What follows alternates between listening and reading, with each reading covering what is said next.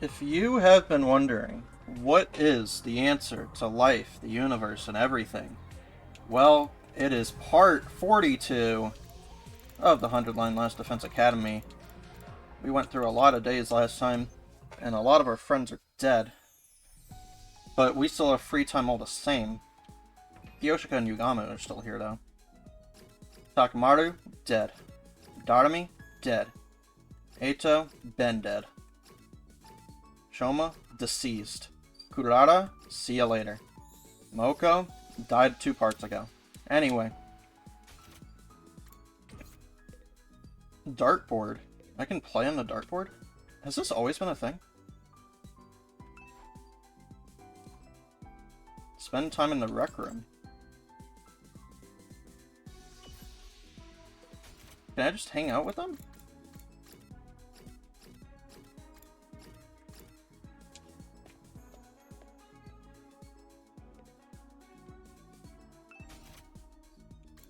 I do have some upgrades I can do. I'm gonna prioritize people that are alive, so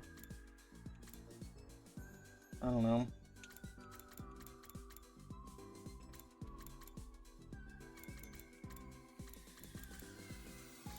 Most of the people that are alive are kind of upgraded, though.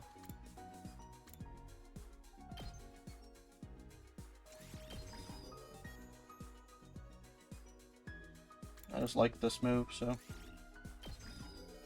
I'll upgrade it. I really don't use this. I could, on like the second turn or the third turn. I've kind of forgotten about it, to be honest. So maybe giving it some voltage wouldn't hurt.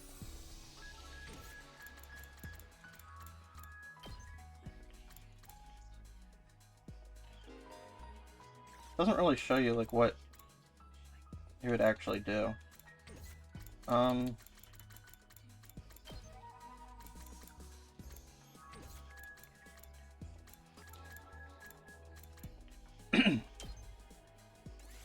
Sure. Okay. I want to hang out with them in the rec room just to see what happens. I didn't... Was this always an option? Am I stupid? Play around.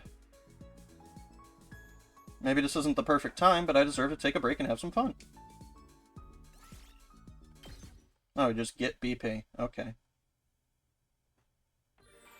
Wasn't very productive. Well, let's get a gift then. Let's see, who... We don't really, yeah...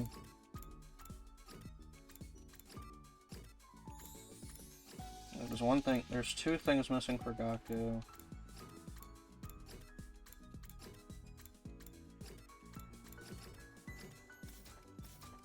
I really don't know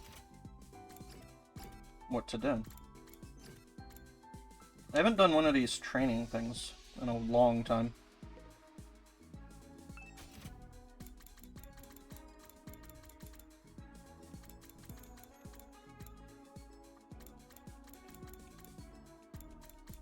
I mean, I might as well do the VR training level 7. The one that has everyone. It's 5 stars. Let's see what it's all about.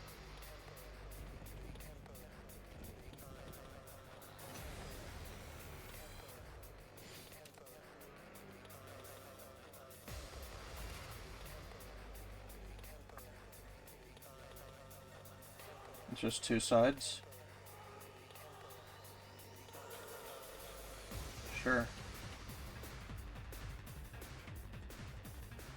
I'm ready whenever.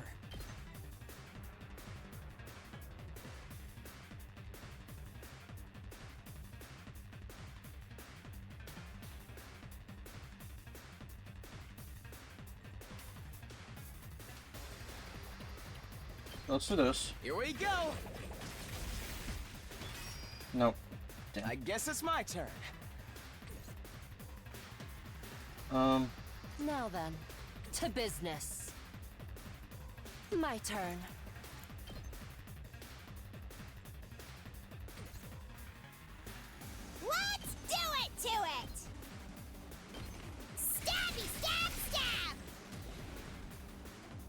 I'm ready whenever.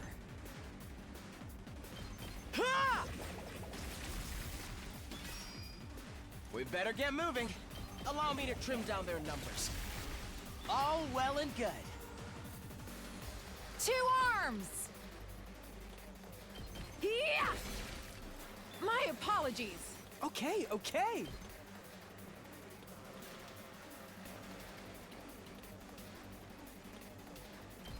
Ha! All too easy. I'm all set. Leave it to me. You don't even reach. I'm fully prepared.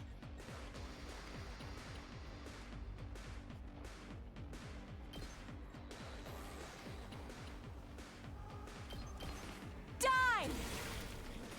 I'm ready to go. You're in the way. This is understood. Here goes. You're finished!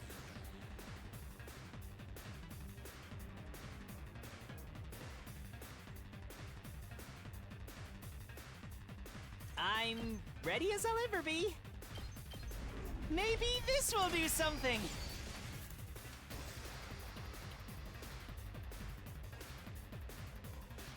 Is there anything else I can do in my life? Not really. Alright. Ow! Bruh. My body. Nice. Alright, Shoma. Obliterate. My best won't be much, but still.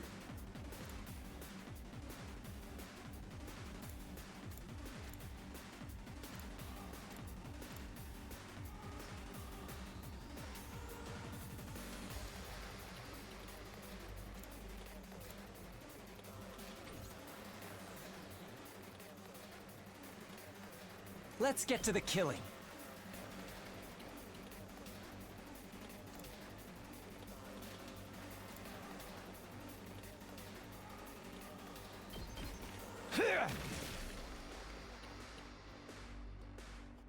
Okie dokie. I can do this much. Oh, no. Don't expect much from me. I'll try not to drag you down.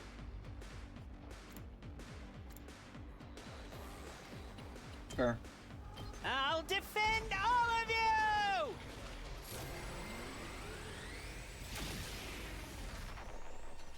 I actually did it! Good to go. Take this! Say when. Gah! Got it! Okay.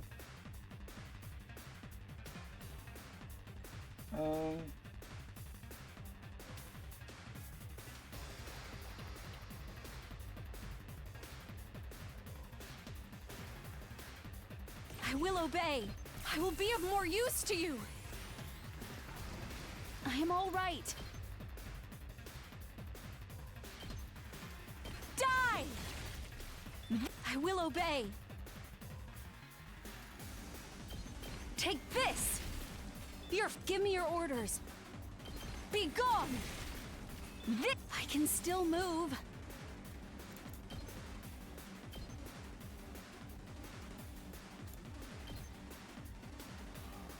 Take this! You're finished!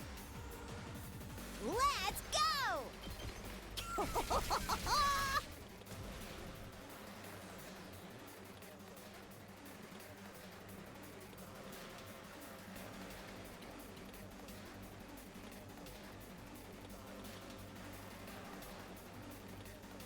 I'm prepped and ready.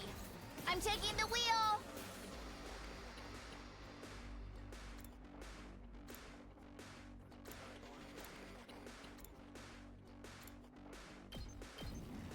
Let's ride!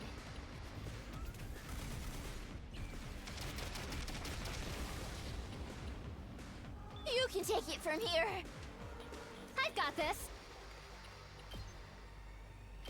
I'll patch you up. I owe you one. I owe you. Tag me in!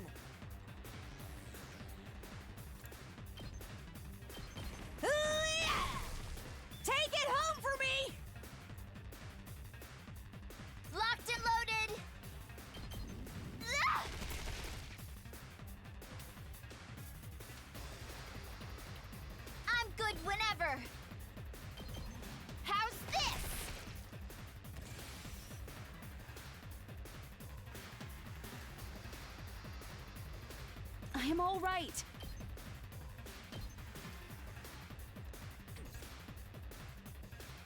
Yes, leave it to me. Here we go! I will obey.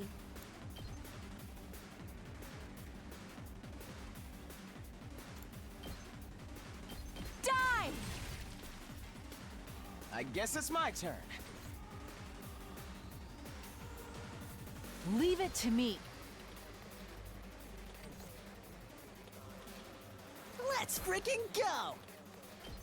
That's what I'm talking about!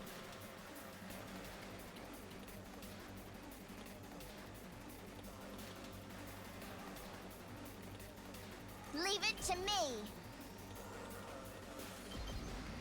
Don't try to stop me. Ready when you are. Take this! Oh, fuck.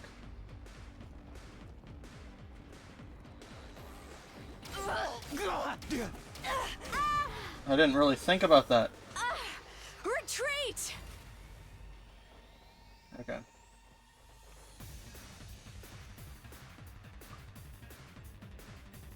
I've got this. Good to go. Harder. I've got this. Here. All right, here we go. One last strike.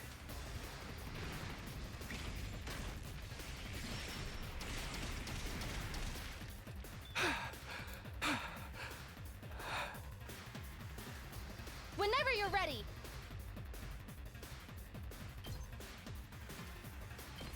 I've got your back. Thank you very much. These guys, they don't scare me. We better get moving.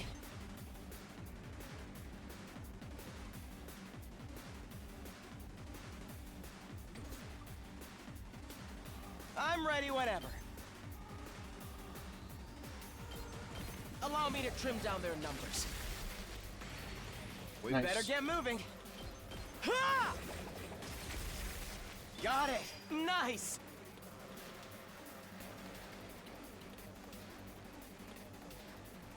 All good.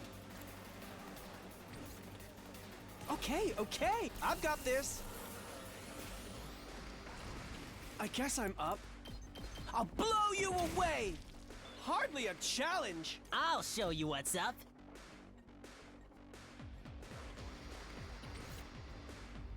Here we go! Stabby, stab, stab! I guess it's my turn. Here we go. All well and good. Okay. What's over here? Oh, hi, you. Onward!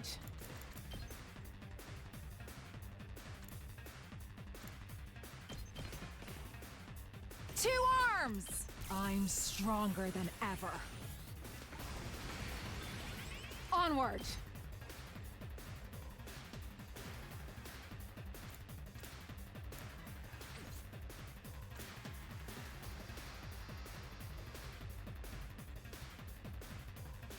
Don't expect much from me. I'll try not to run away. I'll get in their way for once.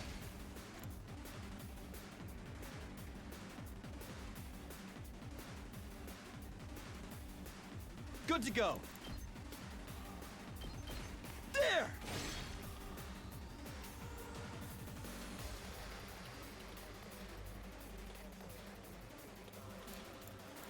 Let us begin.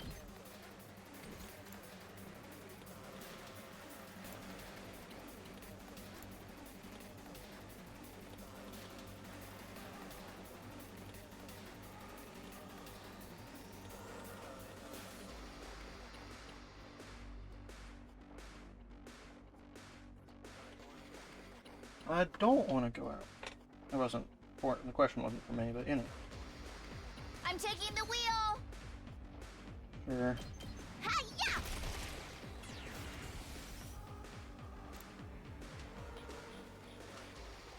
Leave it to me. My senses are greatly heightened. 2 arms!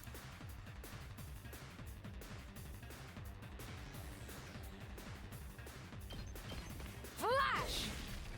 I've got you!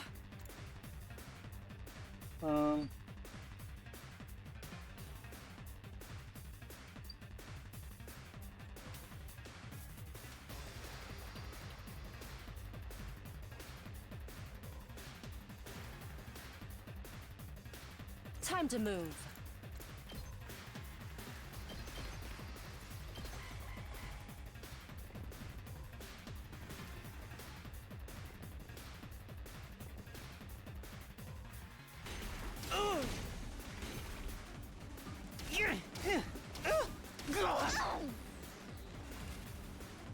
Okay.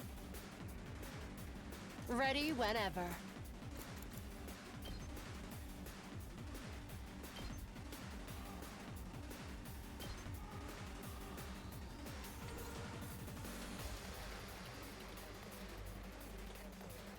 I'm good whenever. Don't expect much from me.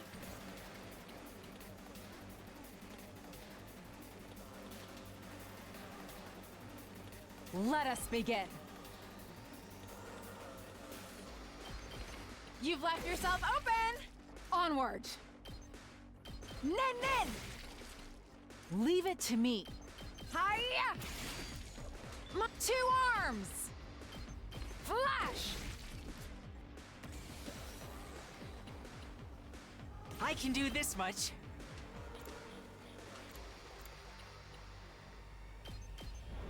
I'll defend all of you!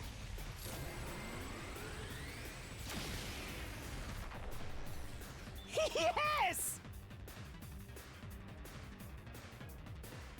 Now then, to business. Time to move. My turn. How's this? Broken so soon. All right, let's get started. Out of my way.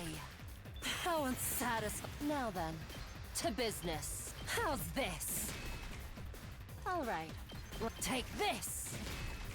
Broken so soon. Time for battle. Ready whenever. My turn.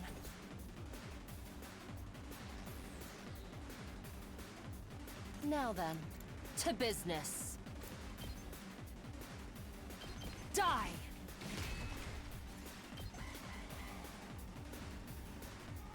Fuck.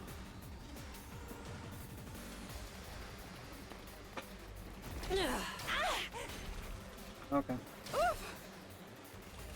I think I win. Time for battle. How's this? How unsatisfying. I'm taking the wheel.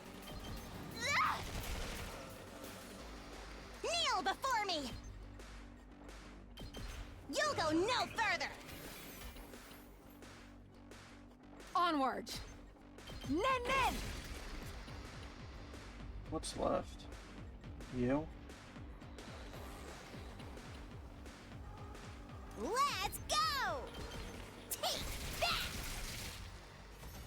Okay. Cool, I did it.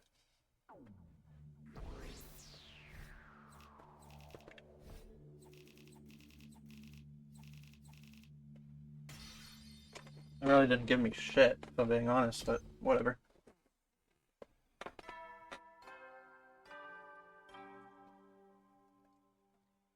Alright, let's get back to the story now. At ease, soldiers. It's time to hit the hay.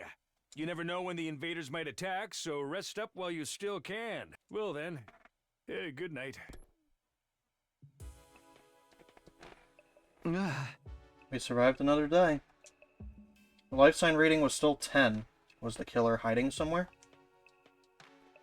I've been thinking more about the killer than our war with the invaders as of late. But who could blame me? I was on edge 24/7, worrying about when the killer might show up next. I guess I'll sleep until it's time to go on lookout. The evening passed without incident, and a new morning was soon upon us.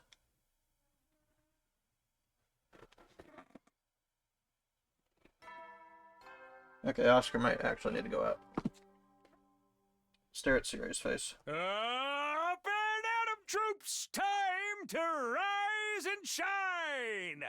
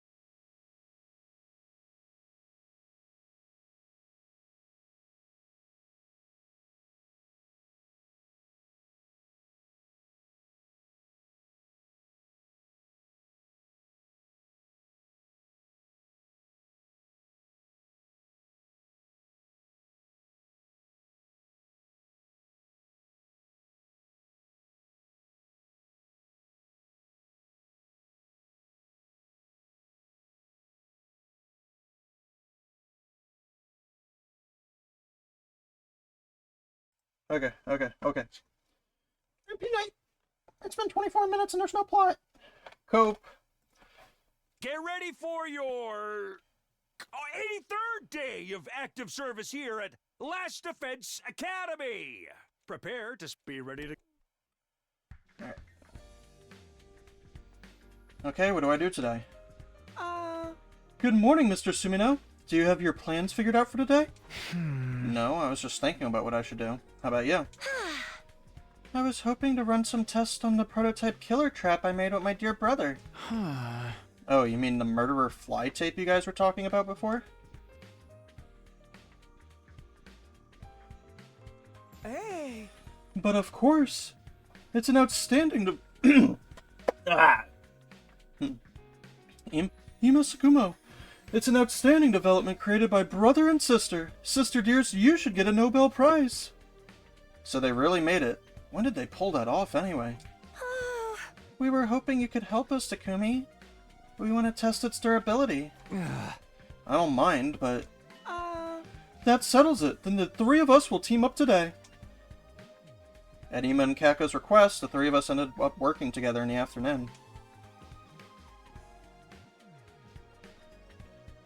When we met up in the metal shop, Ima and Kako immediately pulled out their prototype trap. They quickly lay a large adhesive sheet out on the floor. The construction is very simple, but it might be able to catch them at night or in places with low visibility. Isn't it dangerous to have this just lying around? What if it accidentally snags one of us? That's the problem. We wanted to see for ourselves, so we're going to have you pretend to be the killer. Me? The killer? This is going to get me covered in glue, isn't it? We have other sheets with different viscosities of adhesive that we made in the biolab. We'll go get them, so wait here a second, if you don't mind. I'll come with you. Just stay and look after the sheet here, Mr. Sumino. We wouldn't want anyone to get stuck on it. We'll be right back, so please keep an eye on it. With that, the two of them left the metal shop. Keep an eye on it? There's not much to see here. I yawned and looked around absently. As I did, my eyes just happened to land on the locker. The power saw and suit should have still been inside that locker, but now it stood empty. I had set the combination to 6914. I chose that number to represent the 14 of us and the 69 remaining days we had to try and survive. Only 9 of us left. Those thoughts involuntarily rose to the surface. I stood and stared at the locker, expressionless.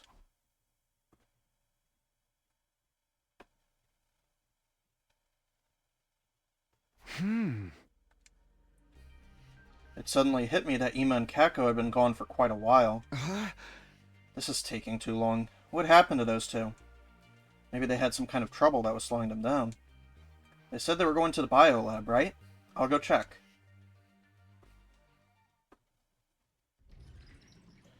When I opened the door to the biolab, there was no sign of anyone inside. Where did Ima and Kako? I was just about to ask where they'd gone when I stopped in my tracks. An unpleasant stench pricked my nose. Don't tell me. With an ominous feeling, I quietly stepped further into the biolab to find...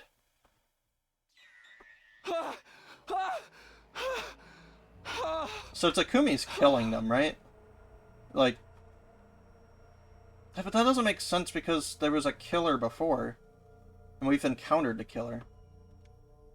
The dead bodies splayed out before me were definitely Ima and Kako. The two of them were huddled together in a sea of red blood, their bodies covered in slashes. I have to revive them. Reached out to grab the twins' bodies, but I couldn't get a grip on them. The blood kept making my hand slip. I can't. I need to get someone else. My mind was strangely calm given the horrific scene of despair. In the back of my mind, I already knew the truth. They'd lost all their cryptoglobin. There was no saving them. I can only remember fragments of what happened after that. I went to get everyone else, trying not to slip on the blood. Everyone was shocked to see their friends covered in so much blood. There was a lot of screaming. No! Ima, Kako! More casualties! How shameful that I couldn't save them! Not again. Why is this happening? Takumi, I thought you were with them! How did this happen, man? Blaming him won't do us any good. We just need to try and come up with a way to prevent further harm. It's pointless. We're not going to come up with jack, dude. We're just stuck here waiting to get murked. Damn it, damn it, damn it! Kaku, stop. Hitting stuff won't solve anything. Let's get them to the morgue. I can't bear to see them like this any longer. I just sat back and watched my distraught friends in silence. I wasn't the only one, though. Yuriko did the same.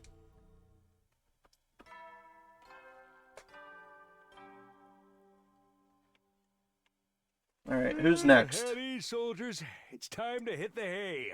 Probably, like, Gaku. You never know when the invaders might attack, so rest up while you still can. Or Kiyoshika. Well then, good night.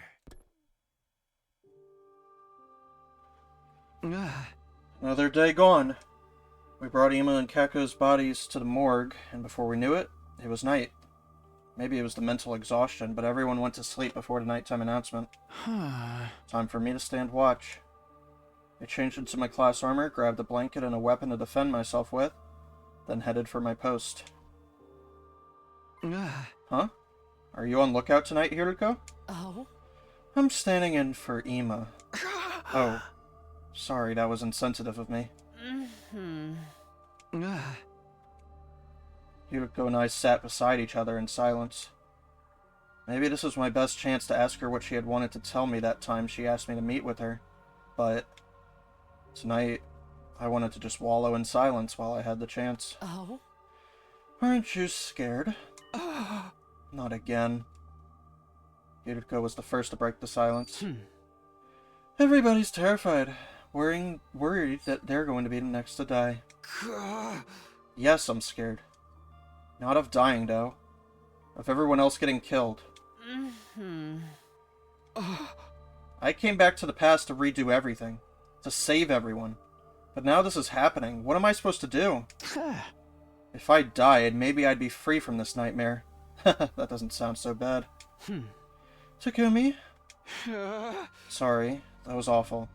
Saying stuff like that isn't going to help anyone's anxiety. You don't have to put on a brave face. I'm the only one here. Hideko, thanks. That's nice of you.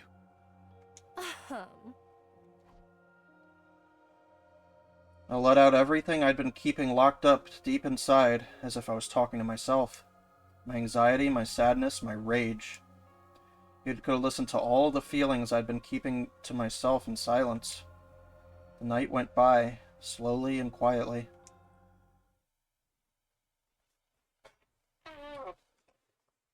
I think everyone can die, except... I'd be surprised if Yugami's the next to die. Troops, time to rise and I'd be shine. very surprised if Nozomi died, and I'd be stunned if Hiroko died. Get ready Unless it's a for bad your ending. 84th day of active service here at Last Defense Academy. But I think it's literally just Gaku, Tsubasa, and Kiyoshika. Those three are in the chopping block. Another day enduring the unendurable and suffering the insufferable to pave the way for humanity's future greatness. How are we gonna beat Veshnus with, like, 7 of us? Be ready to give your lives to Day 84. What do I do today? I'm pretty sure I'm with Tsubasa and Nozomi today. Well, what the fuck do you want me to do, huh?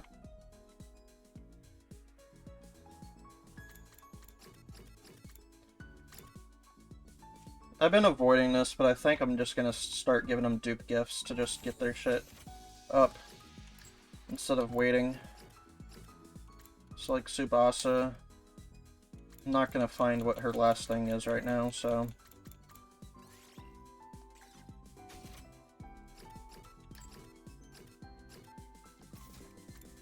just find one of the things she likes.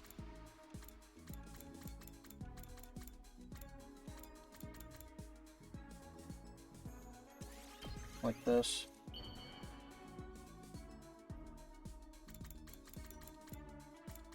Jeez, it doesn't even go down anymore. That's so sad. Is this for me? Wow! You have no idea how happy you just made me! Sure. Did you learn any skills when you were younger, Takumi? I had to learn the piano and lots of other stuff. But I didn't enjoy any of it. My parents made me learn, so I did. That's all. Weirdly, though, I've always been enamored with machines. I never liked studying or sports, but tinkering with machines? Oh, even an earthquake couldn't make me stop. I guess it just suits me. I'm thinking of working at Grandpa's workshop after I graduate from high school. I haven't told my parents yet because I just know they'd be against it. I didn't tell any friends either because they'd think I was weird. So, I guess you're my first? Don't tell anyone I told you, okay? Thanks, Tsubasa.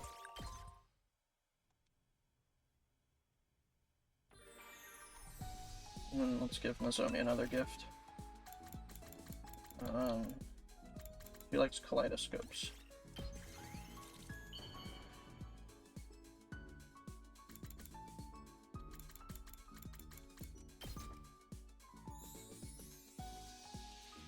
Wow! I can have this? Thank you. I'll cherish it forever and ever. Bam! This may sound weird, but I'm starting to think life here isn't so bad after all. I mean, it's pretty bad right now, but I get you. Apart from the fighting, of course. I fight because I have no choice, not because I like it. I was always occupied when I was little and never got to play with friends. I pretended to be fine, but I was really lonely deep inside. Can you believe I've never watched a movie with friends before? How can a person make friends or a boyfriend like that? I mean, it's not like I especially wanted a boyfriend. I'm sorry. This is becoming awkward. My movie interests were quite different from those around me anyway. I preferred vintage stuff. I'm really into movies set when humanity was still living on Earth. With an interest like that, it's going to be hard to find someone to go to the movies with me. Huh? Go with you. Okay.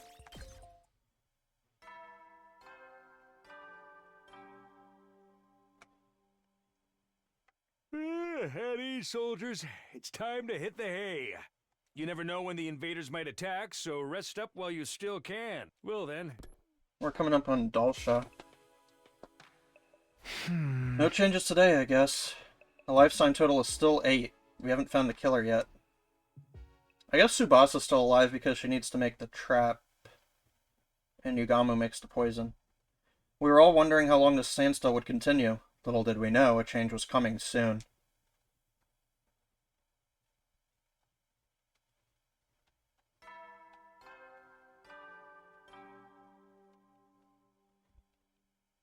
Up and Atom troops! Time to rise and shine! Get ready for your 85th day of active service here at Last Defense Academy! Prepare to spend another day enduring the unendurable. Be ready to give... Everyone's already up. I should go for breakfast. Huh? Here I am in the cafeteria, but there's nothing I want to eat. I should have been hungry, but even with food in front of me, I couldn't work up an appetite. Ah. I guess I'll just force down some pudding or something. I stood up to do exactly that, only to find Kiyoshika standing in front of the refrigerator with a dumbfounded look on her face. What's up, Kiyoshika? You look like a deer caught in headlights. My beans are gone. Huh? My red beans! I put them in a container, but they've completely vanished! I was so looking forward to making sweet bean paste. Did you say something about a deer? Did a deer eat my beans? Calm down. You'd be surprised how often it turns out what you're looking for is just hiding behind something else. I peered into the fridge, but there was nothing inside. Every bit of food that had been stored in the fridge up until a few days ago was now missing. Hey, the food's all gone. Huh? How?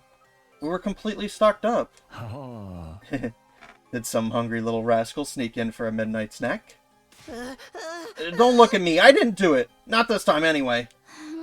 Then who? Nobody would do this except you, Gaku. Whoa, no faith in me at all, huh?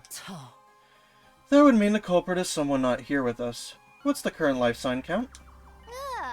8. Don't tell me. A deer flashed its headlights into the fridge and took my special beans. Okay, Kiyoshika, let's shut the fuck up for a second, okay? So the killer stole her food? We failed to consider that if the killer is hiding in the school, they'd need to procure food. Maybe if we stand lookout here, we'll be able to catch the killer the next time they come to the cafeteria. Nice idea. No reason to be scared if we can all jump on him together. Let's do it. I don't know if it will be that easy, but it seems worth a shot. Let's all stake out tonight with our weapons. How about it, Takumi? Yeah, we'd better act fast. Let's go for it right after midnight. Then I'll put some of the food from the pantry in the refrigerator as bait. Everybody was excited, finally seeing a ray of hope.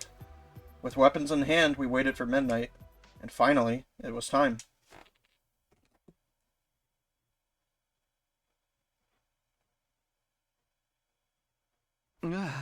Okay, everyone's in position. We had split into 2 groups, both hiding in the cafeteria. I was muffling my breathing, hiding under a table with Tsubasa and Hiruko. Who knows how much time passed, all without anything happening. Maybe they won't come tonight. I was trying to hold back a yawn when... What was that? We looked at one another as a sound suddenly echoed in the cafeteria. Over there. I looked where Tsubasa was pointing, and sure enough, there was a figure in front of the fridge. They opened the fridge door and began to furiously scavenge for food. That's the killer. They weren't wearing their usual black suit, maybe because they were only out for food. I don't know if it's a killer. They were so focused on the food, they didn't seem to notice us at all. Now's our chance. I glanced at Yugamu's team and received an OK signal in return. I waited for the perfect time, and then gave the signal. Go! We caught you, you murderous blackguard! Yield! Yow! Ouch! Let me go! Don't let them get away. Hold them down. We all pinned them down as they resisted furiously. They didn't seem to have the power saw in them, which made things a lot easier. I'll turn on the lights.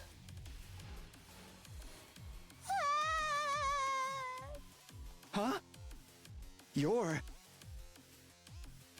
Our eyes were wide as we took in the unexpected appearance of the killer. An invader? What are you doing here? Please, do not kill me, please! Enough of your nonsense. We shall avenge our fallen comrades. Hold on. That thing has a weird device on it. She's right. What's that? Wait, don't touch it! No! If you remove that... The moment Gaku removed the device, we began to hear a strange electronic sound. What's that sound? Is it coming from inside the invader? No. Everybody stand back! Suddenly, Hiruko took off at full speed, heading outside with the invader in her grasp. Wait, Hiruko! Hiruko!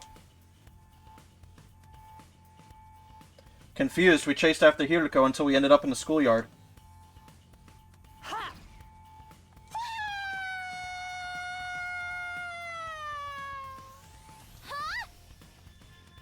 The moment she set foot into the schoolyard, Hiruko flung the invader with all her might up into the night sky. The very next moment... Holy crap, it exploded! The invader soared into the sky and blew up spectacularly, disintegrating into ash and detritus. Oh. Phew. Just in time. Hiruko let out a sigh of relief as she swept bits of the invader raining from the sky out of her way. What just happened? It was all so sudden, I can't make any sense of it. I got a bad feeling when I heard that sound. Looks like I was right. Wow. Your instincts really saved us, Hiruko. Thank you. Oh, it's nothing. More importantly, Tsubasa, what's the organic life count? Oh, right. It's 7 now. That thing was our one extra. No freaking way! We did it! The killer's gone! It's been a long road, Holy Jumanji Sword. Now we can finally say we've avenged our murdered comrades. Is it really over? Despite everyone else's joy, something was bothering me.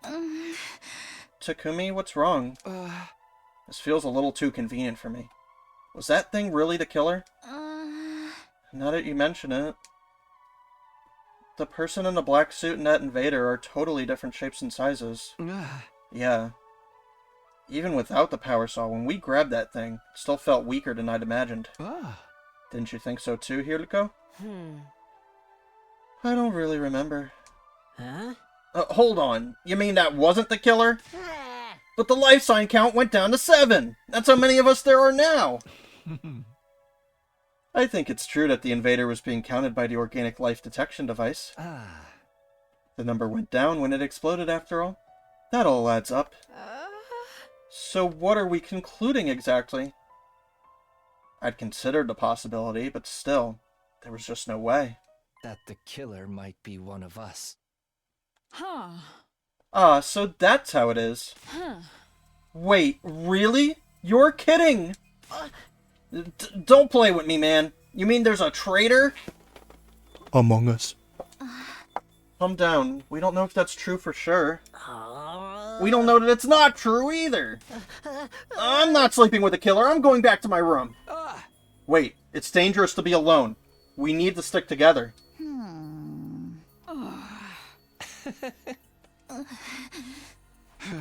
Oh. My words fell on deaf ears. Don't anyone come into my room. If you do, I'll freaking kill you. Self-defense. I'm going to sleep in my own room starting tonight, too.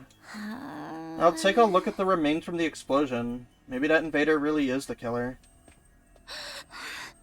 Sorry, I don't want to doubt any of you, but we're going to have to sleep separately for now. Oh, for the love of murder. What a headache. I hope things don't get any worse than this. Holy Jumanji sword, you're the only one I can trust around here. This is our only choice for now. Good night. All I could do was silently watch as everyone went off to their rooms.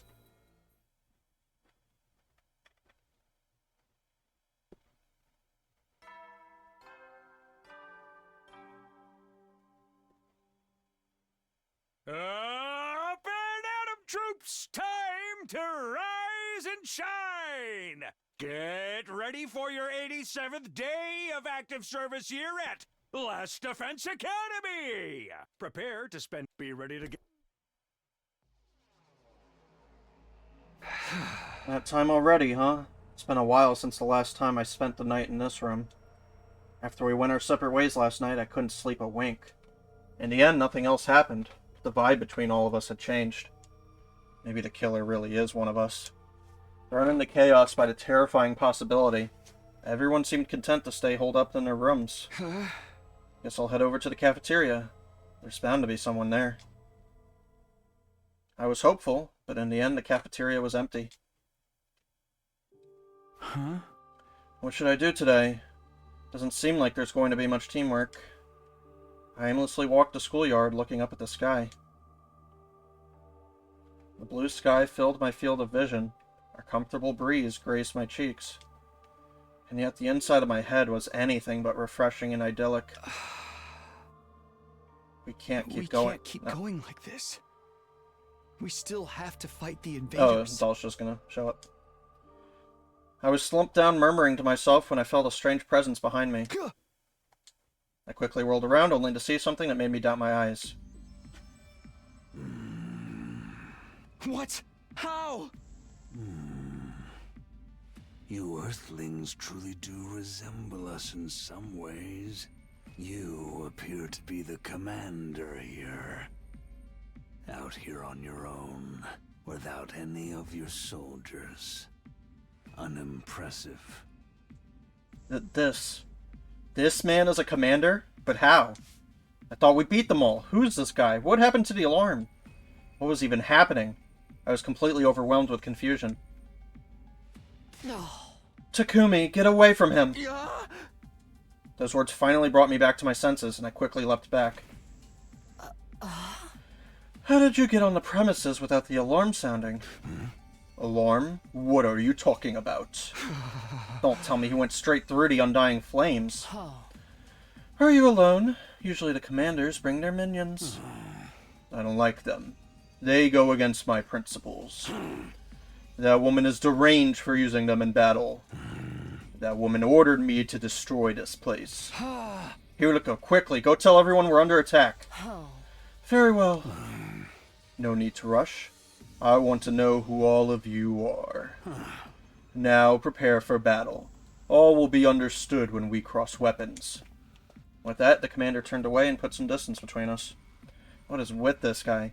He's clearly different from the others we faced. Everyone quickly gathered in the schoolyard, jolted by nervous tension upon seeing the lone commander. Let's do this, everyone. It's time for another battle. Sheesh, if we have to. Sir Takumi, give us your orders. You got it. Defensive battle, initiate.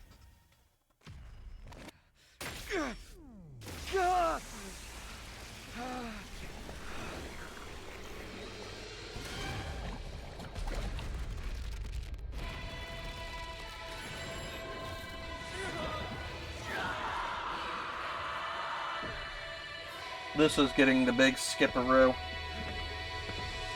Worst fight in the game. I don't like the fights where, like, you're supposed to lose. Like, I get it for, like, dramatic effect, but it happens too often in this game.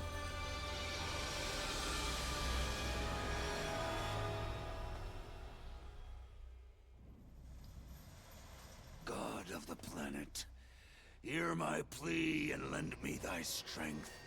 Blood of my bond, release!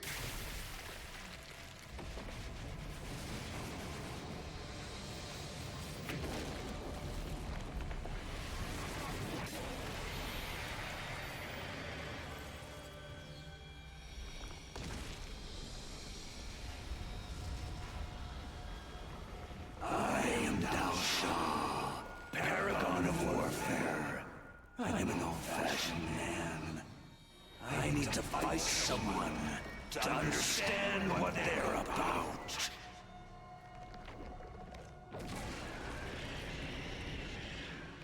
Come, take up your arms. Show me just who you really are. Okay.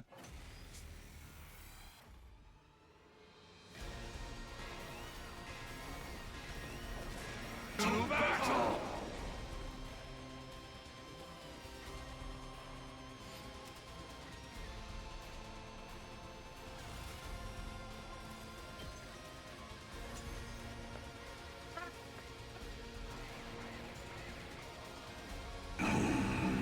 Not bad.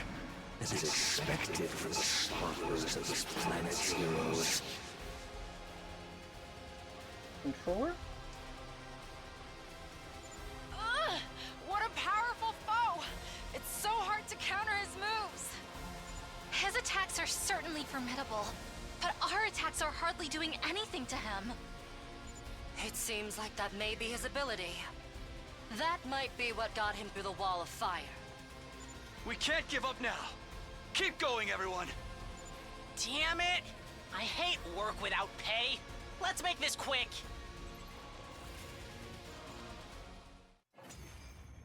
Okay. So this is it, then.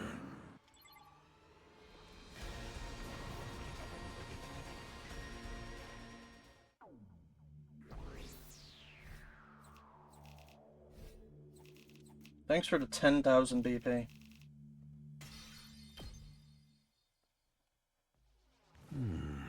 I get the gist of what you're all about. Huh? He detransformed? Why? Hold on, doesn't this give us an opening? We can get him now! No, hold on. What, dude? What's the matter? I wasn't sure why myself. I think I was overwhelmed. As a mere ordinary human, I couldn't help but be cowed by the dignified conduct of this lion of a man standing before us. I understand you now. You seem a bit different from the wicked and cruel invaders I was told about. I want to hear it straight from the source. What are you fighting for? Why are you asking us that? Coming back from death after death to fight again. Do you live solely to fight in this war? That would make you no different from those abominable combat organisms created by that woman. Are you comparing us to that cannon fodder? So that's how you refer to them too.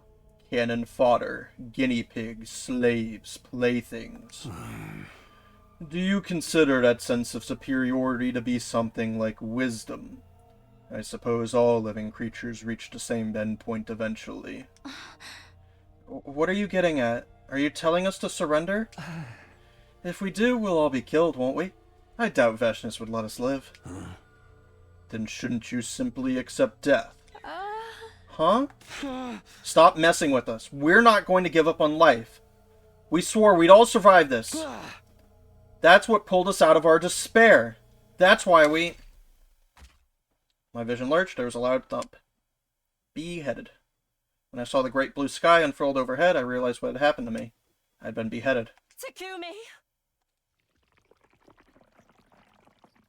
The moment I heard Hiriko's voice in the distance, my vision turned red. Then from red to black. My whole world was enveloped in darkness.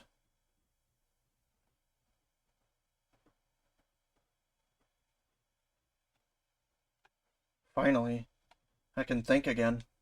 How much time has gone by? My head ached as if it was being bludgeoned by a blunt instrument, an endlessly drawn-out agony suffocating me. And then, it all suddenly eased off. Alright, yep. Let's get through this. Suddenly, I was awake. I was in a familiar place. My room. Takumi! Thank goodness you're awake. Are you okay? Yeah, but what's going on? What happened to me? Well, the commander suddenly lopped off your head. Of course, we brought you back right away with the Revive-O-Matic, but you weren't waking up, so we carried you back to bed. What happened to that dull Shah guy? How did the battle go after I was gone? After he killed you, he just left. He said he'd be back soon. What do you mean? I have no idea, but I can tell you what he said before he left. According to Nozomi, Del Shah was the father of the Squad 1 commander Mervram. He wasn't looking to avenge his son, and everyone sensed there was some friction between him and Veshnis. I see. How's everyone else doing? Because he's such a strong enemy, we realized we needed to come up with a plan, or we'd be in trouble. But the others are still scared that the killer may be one of us. Everyone's so tense that we're not getting anywhere. Right. I don't know if they'll hear me out, but I'll try to get through to them. Thanks. We won't survive this if we don't cooperate. Aren't you scared, Nozomi? The killer might be hiding somewhere nearby. Sure, I'm scared, but I don't want to suspect my friends. I won't believe that the killer is one of us. It's easier to doubt than to trust, but we don't know anything for sure. Nozomi looked so much like Karuo to me in that moment. I'm sure Karuo would have said the same thing in a situation like this. Oh, right. Tsubasa said she had something to report to everyone. Now that you're awake, we should meet up with them all in the cafeteria. Okay, let's go.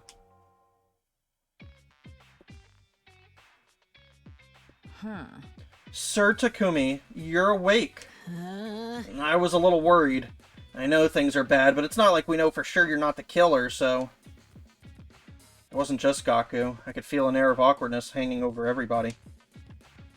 But I was still happy that everyone came to see me now that I'd recovered. Good. Your head's back where it belongs. Somehow. But getting beheaded is not great. It really hurts, actually. You could learn to love it. Want to give it another shot? I'd be happy to help. I'll pass, thanks. More importantly, Tsubasa said she had something to report. Oh, right. I ran some analyses on that thieving invader from earlier.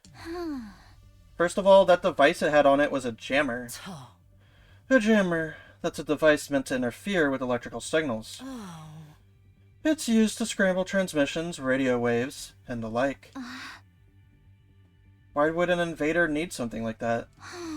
I'll try to explain. I found a recording device in the remains of the invader. A recording device? Was anything on it? It had everything from voice data to activity logs. I think it was forcibly implanted into the little guy to monitor it. It's amazing the device was still intact. If its host was rigged to explode, you'd think that'd also be designed to automatically erase all the data. The signal from the jammer worked a little too well, and ended up partially jamming the signal in the remote detonation device. So the bomb only partially detonated. Normally, it would have been completely blown to smithereens, but the explosion was unusually diminished. I see. So that's how some parts survived. So I examined the data and learned a few things, like how long the invader had been in the school. It came here during the defensive battle on day 21. It didn't want to fight, so it ran away from its unit and hid in the school ever since. It was hiding here since day 21? That thing has real talent as a shinobi. The invaders wouldn't just let it run away scot-free. Deserters are usually punished harshly. That would mean all manner of torture, punishment, and discipline, right? What's even the difference between any of those? Anyway, the invader exploded because the bomb used to execute deserters was activated, but the reason it managed to hide out for more than 60 days was because of that jammer. With that thing, it was able to avoid being tracked and blown up by Commander. I see. So it came prepared. But when we found it, Gaku pulled off the jammer and the bomb inside of it went off. Then Hiruko threw it in the air, and it got blown apart. So that's what happened. Does that mean when we heard sounds coming from the school that one night, that was the invader too? If we're talking about day 43, then definitely yes. It was all in the activity log. Day 43. That's the day Moko was killed. Nozomi and Moko came to my room that night.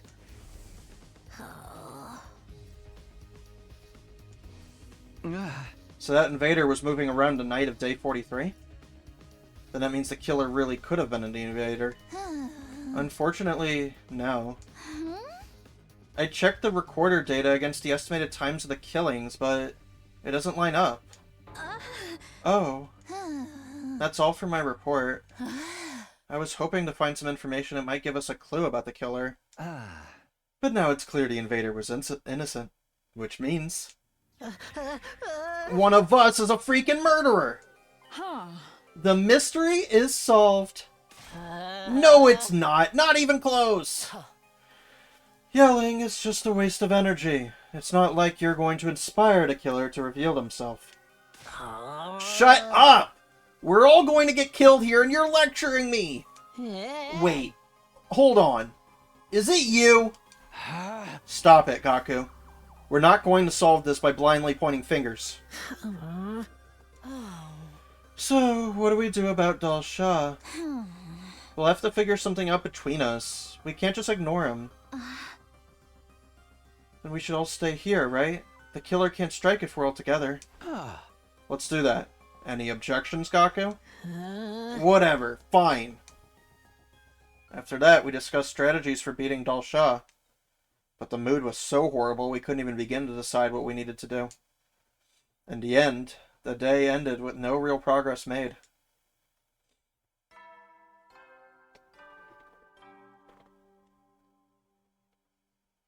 At ease, soldiers. It's time to hit the hay.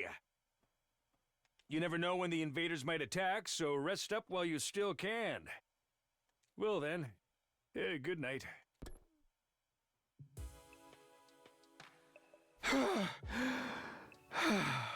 So tired. With a sigh, I flopped onto my bed. My head hurts. It's throbbing. Must be the stress. First the killer and now Dal Shah. There's so much I need to think about, but I don't want to think about anything anymore. My entire body was exhausted. I couldn't even bring myself to move. Gradually, my eyelids grew heavy. Just before I fully gave in to sleep, I could have sworn I saw a flickering flame out of the corner of my eye.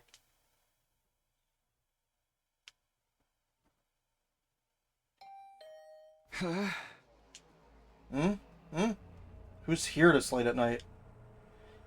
Cautiously, I sat in bed and waited to see what happened next. They rang again. Maybe it's an emergency. Something might have happened, but I should keep my guard up. Just in case, I held my infuser behind my back as I opened the door. I rarely cracked it open to find... Tsubasa? What's up? Sorry, I know it's late. I probably woke you up. Don't worry about it. Did something happen? Well, actually, I've been analyzing the remains of that invader for a while now, and... I think something is missing. Judging from the shape of the hole, it's probably some kind of external storage. Like a memory card or something. Exactly. It might have gotten dislodged and blown somewhere during the explosion. I thought about waiting until tomorrow, but I think the sooner we find it, the better. So you came to ask me. You want me to search for this thing with you? Yeah, if you don't mind, that is. Not at all, but... Hey, I'm not the killer, you know. Me neither. But neither of us can prove ourselves innocent either. It's okay. I'm prepared to kill you if things go off the rails. That makes me feel so much better. Anyway, I'll get ready. I know I'm stating the obvious, but it's really dark out here. I brought flashlights. We're just going to have to sweep the area. Tsubasa shined a flashlight on the ground and stooped over. I did the same, looking at the ground.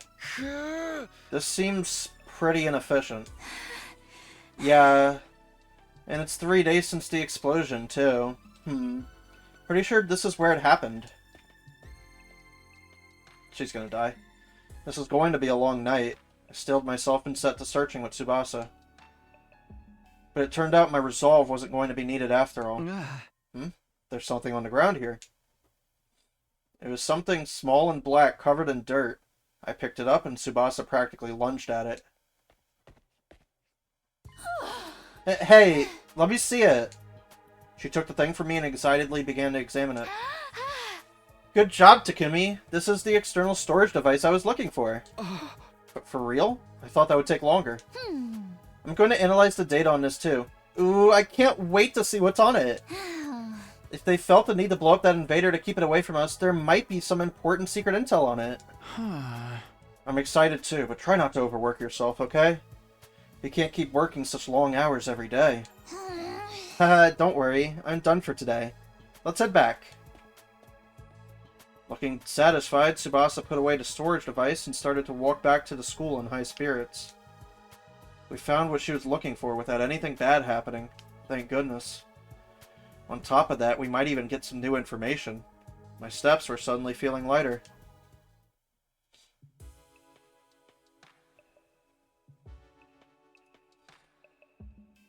On the way back, at the edge of the courtyard, Tsubasa suddenly stopped and peered into my face.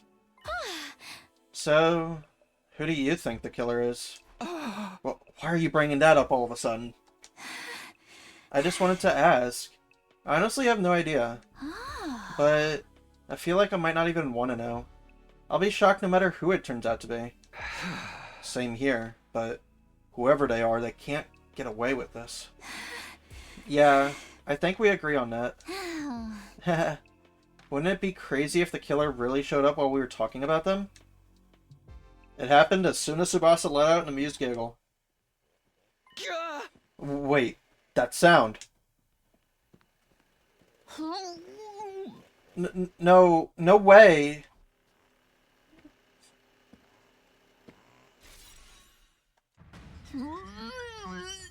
Bleh. Tsubasa, run! This way! I'm ready.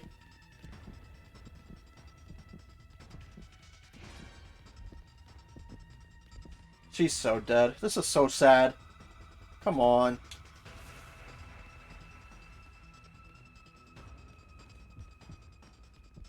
Ah!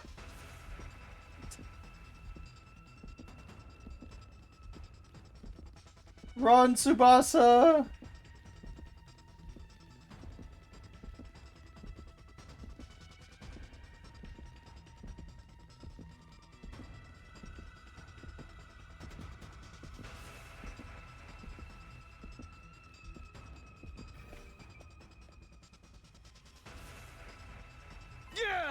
Just how long are they gonna chase us? We ran feverishly as hard as we could, but the killer didn't let up. The roof is just past these stairs. There's nowhere to run after this. We can't let them get to us. I have to do something. I stopped running up the stairs, suddenly whirling around to look back at our pursuer. And kicked them with all my might.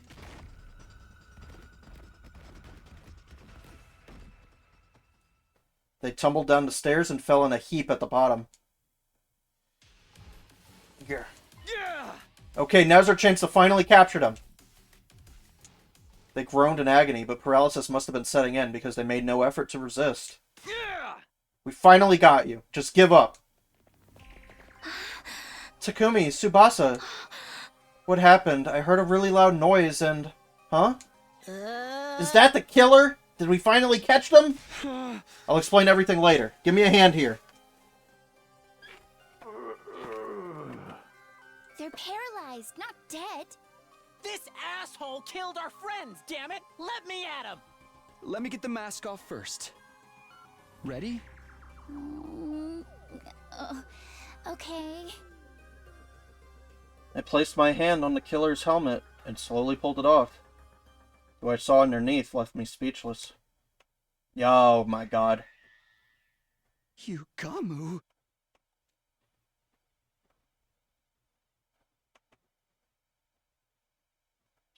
We peeled off the suit Yugami was wearing and brought him to the rec room.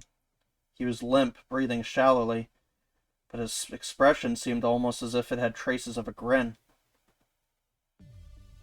I don't think he's the real killer. We stood around Yugami as he recovered from his paralysis enough to talk. He kept his cool throughout, maintaining the same composure he always did. I can hardly believe this was your doing, Sir Yugami. I may have broken rationomatic bread with you, but I have no sympathy to spare. I shall avenge my fallen comrades. The holy Jumanji sword shall have your head. Calm down, Kiyoshika. We can't jump straight to beheadings. Why did you do this? What possible reasons could you have? Say something, Yugami. I know you're not hurt that bad. Apologies. I was just trying to figure out where to start. Let me lead by saying I haven't killed anyone. Huh? Are you playing games, dude? What kind of idiot would believe that? Gaku's right. If that's true, why are you dressed like that? Why do you have the power saw? Let me start from the beginning. I'll explain everything, so hear me out. Fine. We'll listen, but you're on thin ice. The killer first appeared on day 16. Well, maybe it was already day 17 by then. It was late at night in the biolab. Takumi said he saw Hiroko get cornered by the killer there. That's right. And we got into a struggle.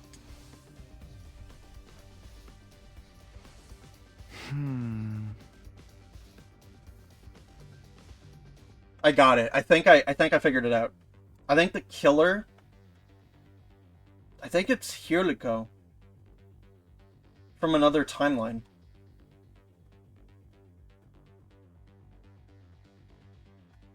I think.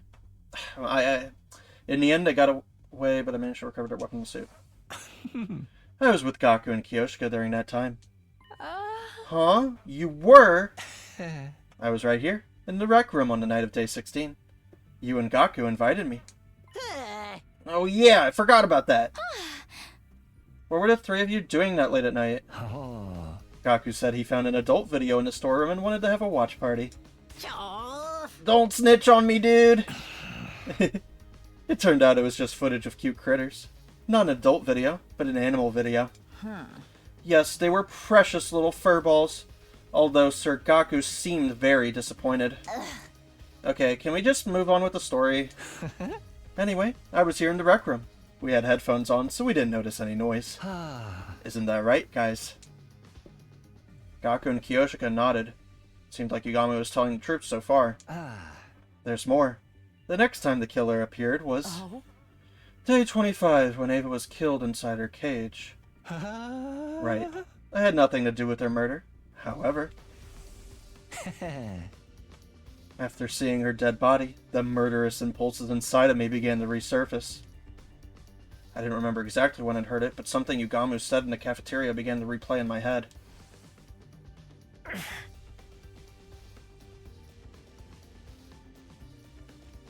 Yeah, okay, so Yugamu's just been fucking chasing the fucking dragon by running around like a fucking serial killer, chasing people.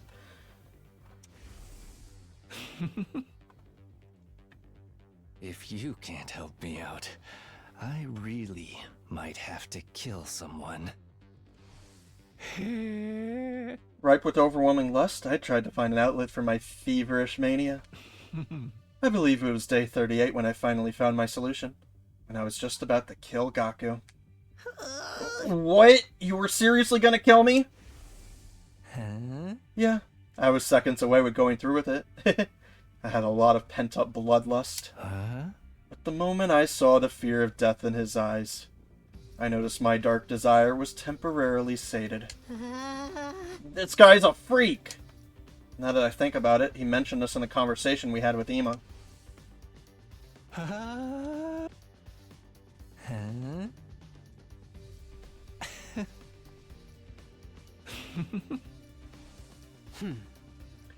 What about day 43 when Moko was killed? What were you doing then? I was in my room. I couldn't sleep that night because of the bloodlust festering deep inside of me. Oh. Then I heard Nozomi's shrieks and the sound of glass breaking, so I went to see what was going on.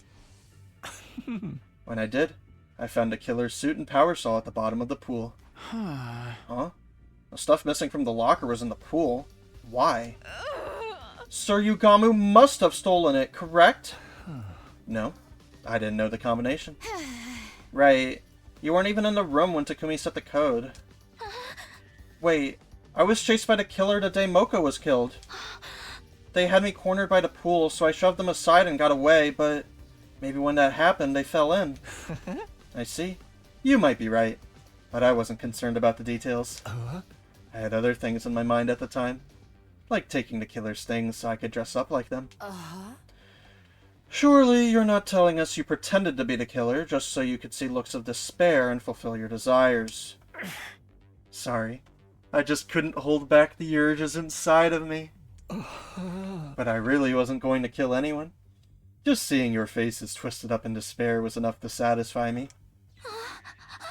Nothing you're saying makes any sense. What was your involvement in the murders of Takamaru, Kurata, and Shoma?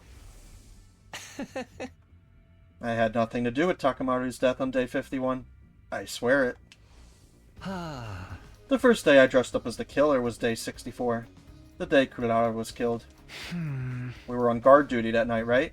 You fell asleep, so I went with Kurata to the bathroom. I sensed the two of you were going to leave, so I pretended to sleep. I figured it would be my chance to enjoy the thrill of the chase. I quickly put on the suit I had hidden in my room, and chased you with the power saw. Huh? So you were the one chasing me in the hallway? That's right. I chased you like the killer would, and once I had you cornered in front of the defense room. I finally got to see your terrified expression, filled with despair. My lust was sated. Was it as good for you as it was for me? Once I had my fill, I hid the suit and power saw in my room and went back to the gym. That's all I know.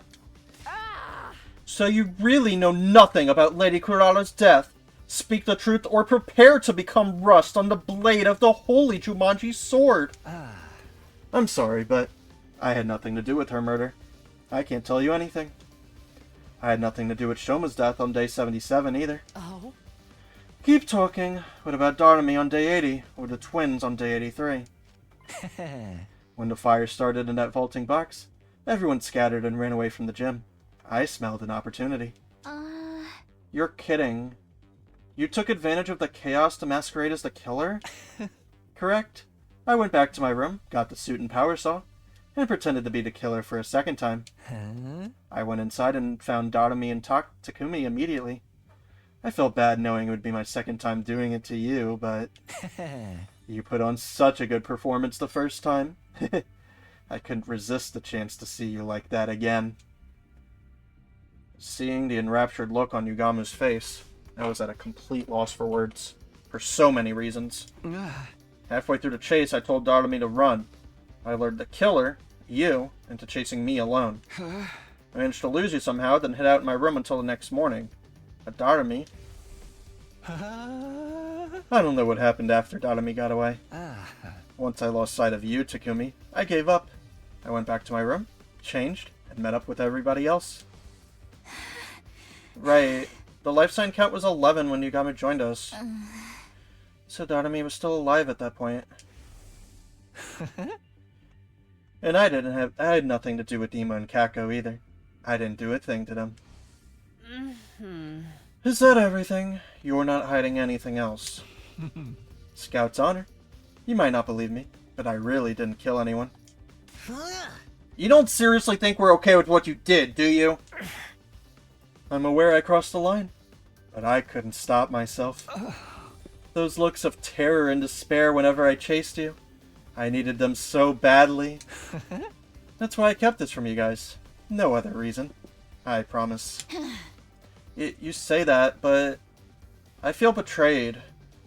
I'm not going to be able to forgive you and move on that easily. I'll accept any punishment you want to give. Torture me. Whatever you need to do. But if it wasn't Yugamu who killed our friends, then who's the real killer? Suddenly, the image of the killer on day 16 crossed my mind. Were they still hiding inside the school? No, that wouldn't add up with this life sign count. Then what? Where are they? I'm getting rather lost. What are we doing with Sir Yugamu? I think we're going to have to keep him separated from the group until we find the real killer. Oh. Of course, that should help with my little problem. How about we use that weird room on the first floor? We can lock it from the outside. The room with the strange devices from when we were at Kamakura General Hospital. That might be the perfect place to lock Yugamu up. He's gonna die now. Hey, mind if I take the power saw and the suit he was hiding? I'll hide them someplace where nobody can find him. Where's the proof that you're innocent? I don't have any, but the same goes for everybody here. Trust me, I know I'll be under suspicion if somebody else gets attacked. Fine, you can deal with them, Gaku. We'll take care of Yugamu. Yeah, that's fine with me. We handed the power saw and suit over to Gaku and took Yugamu to the strange room. We put him inside and locked it securely from the outside. Nozomi would be the one in charge of the key. After that, we went back to the roof and met up with Gaku when we finished his task. We made sure everything had gone according to plan and decided to call it a day. Nobody was any the wiser. But a shocking development was waiting for us right around the corner. Yeah, Yugamu's dead as hell, dude. In the locked room, too.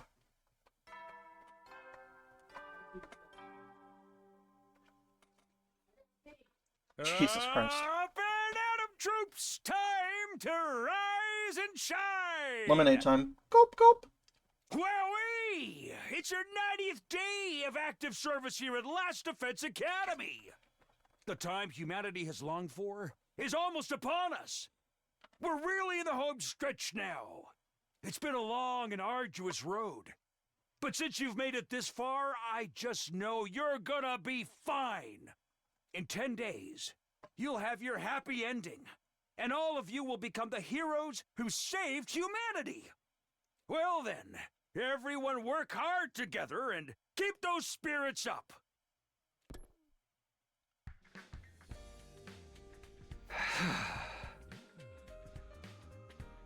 A happy ending? Happiness stopped being an option a long time ago. Anyway, I guess I should head over to the cafeteria. I need to give Yugamu some food, too.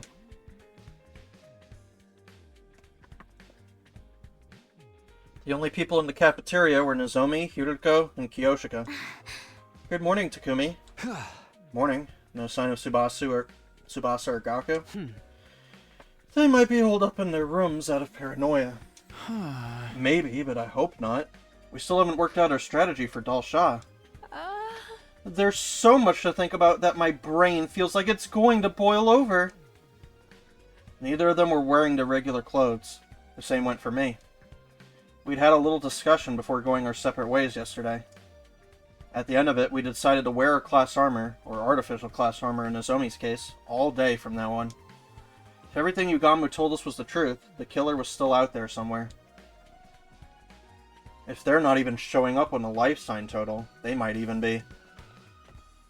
Before I could finish that thought, I heard footsteps outside in the hall. Tsubasa burst into the cafeteria, breathless and with a grim look on her face. Tsubasa? What's got you in such a hurry? I just woke up and checked the life sign count. It's gone down to 6. Huh? The only ones missing were Gaku and Yugamu, which meant... Let's search the school. Oh? We'll start with the nearby rooms. Everybody, stick together. We systematically opened every door in the school, making sure nothing was out of place. No more. I'm sick of it. I've had enough to spare for one lifetime. My heart was screaming with each door we opened. In the end, my prayers would go unanswered. Oh no, Gaku's dead.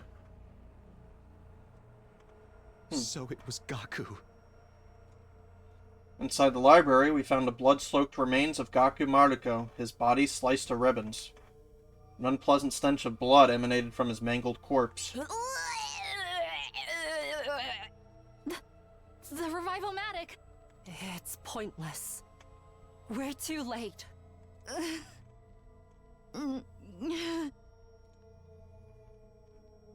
Slowly, the world turned gray. Felt like my emotions died with Gaku. Gaku's been killed. That means Yugamo's still alive. Let's make sure there's no sign he broke out of the room. We need to look for the power saw, too.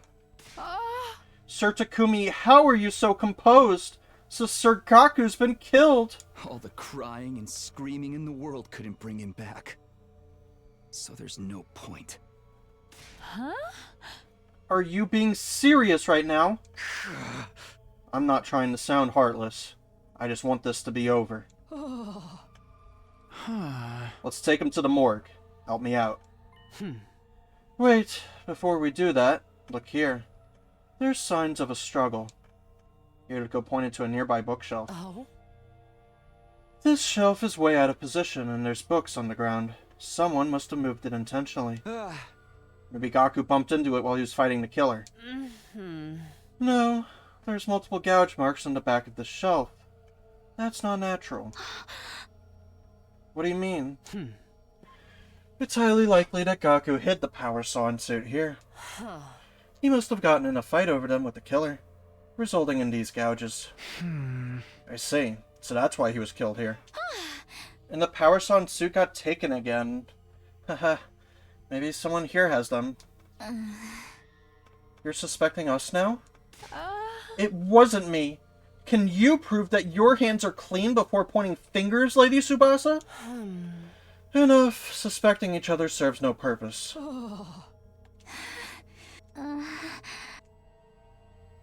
Hiriko and I lifted Gaku's body in the silence. The others came to help soon after, but no one felt like talking. After bringing Gaku to the morgue, we went to the room where Yugamo was locked up. Yugamo's eyes went wide upon hearing the news of Gaku's murder, and he just stared down at the floor. There were no signs that he'd left the room, but our suspicion of one another was only growing.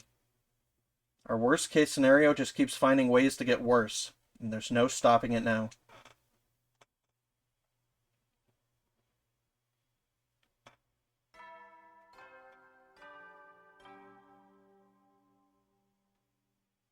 Good morning, troops! Rise and shine! It's day 91 of your service here at Last Defense Academy! 9 days remain until the time humanity has longed for is upon us! I hate to keep reminding you, but the fate of all of humanity rests on the shoulders of the Special Defense Unit! So work well and work together for the sake of all of mankind!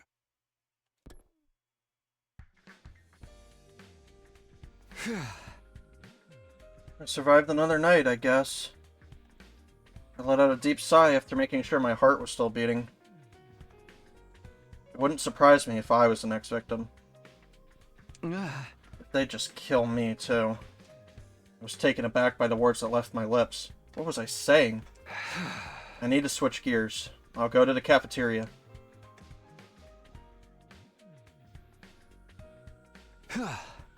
It's just you here to go? Everybody's decided to eat in their rooms. Well, I figured this would happen. I assembled a light meal on my tray and sat in front of Hiriko. We were silent. The only sound in the cafeteria was the quiet clatter of our dishes. Then, Hiriko calmly looked me in the eye. I've been killed. Many times, actually. Yep. What? Would it make more sense if I told you that I lived through a different past? Similar to how you time-traveled from yours? Hold on. This is a lot out of nowhere. Hiriko experienced something like I did? It was all so sudden that I couldn't follow. She didn't seem to be joking, but... I remember everything about the past I saw. Not that it's a pleasant memory. Is that what you've been hiding? The memories came to me on day 3. Oh? I was killed, and I remember what I said at the end, clear as day. This was another failed timeline. Just like the others. Maybe it was a mistake for us to stay in this school to begin with. Maybe we all should have left. I'm going to do it over again. As many times as it takes. I'll bring an end to all of these horrific histories. I'll do it someday. Mark my words. You've been repeating the past. And failing. I thought that by staying in this school, history would repeat itself. I wanted to stop that from happening. So I sprayed a warning on the blackboard. So that was her. That threatening message. That's right. I wrote it. I wanted to tell you sooner. That's why I asked you to meet me that night.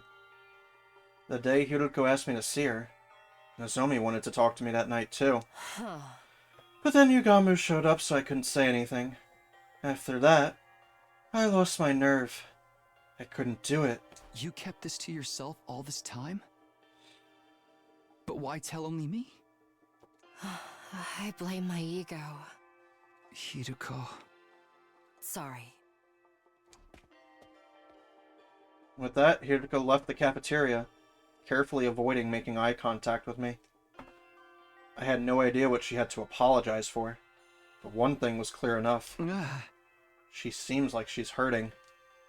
She's been holding this all by herself, memories of a brutal series of events. After seeing vulnerability in Hiruko for the first time, I couldn't bring myself to push her any further. I was worried she might break.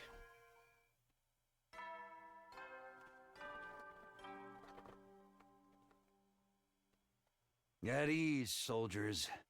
It's time to hit the hay. Another day of fine work, everyone. You've done well.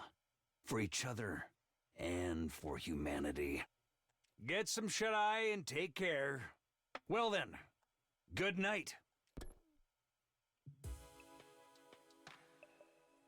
The announcement changed. I guess the countdown will soon begin. We've got more problems than just the invaders now. It had been another day of almost no progress. We still hadn't solved their Dal Shah problem, but there were too many other things to worry about.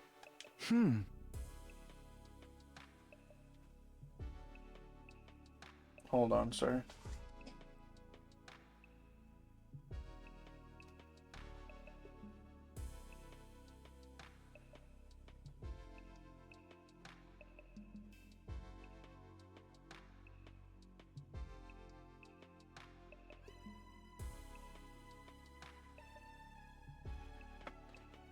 Can't believe Hiruko time traveled too. But looking back, the things she said and did that hadn't made sense before all added up now. What happened in the timeline she's lived through? And why bring it up now? I'm always a few steps behind. My head hurts. Unable to get my thoughts in order, I gave up and closed my eyes. Before long, I fell asleep.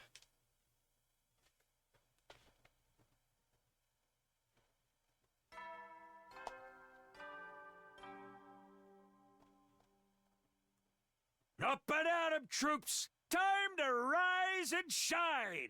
It's your 92nd day of active service here at Last Defense Academy! Overcome these last few days with the teamwork you've cultivated with your allies here along the way! The goal is right in front of you! A new era will begin in humanity's history! And all of you will be honored as heroes for generations to come! That is not what that says. Okay, let's get going for the day!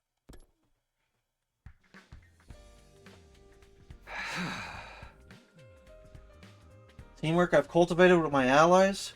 Is that supposed to be satire? I guess I'll go to the cafeteria. Someone might be there. Huh? Verily. So.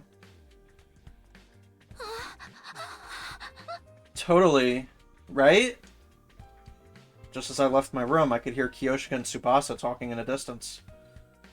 Kiyoshika seemed to be excitedly telling Tsubasa something. I wonder what. Did something else happen? Sir Takumi, perfect timing. Can you come with us? Huh? Wait, where are we? Just hurry! The door. I came to bring Sir Yugamu his meal, but then... Let's go in. There he is. We opened the broken door and saw Yugamu, covered in blood, face down and lifeless. Yugamu. Yeah, of course. I expected as much. Just like everyone else before him, his body was sliced to ribbons. Hiriko? Nozomi? You're here. Yeah, we were the first to hear the news from Kyoshika. You can probably tell, but he's lost all his cryptoglobin. We can't revive him.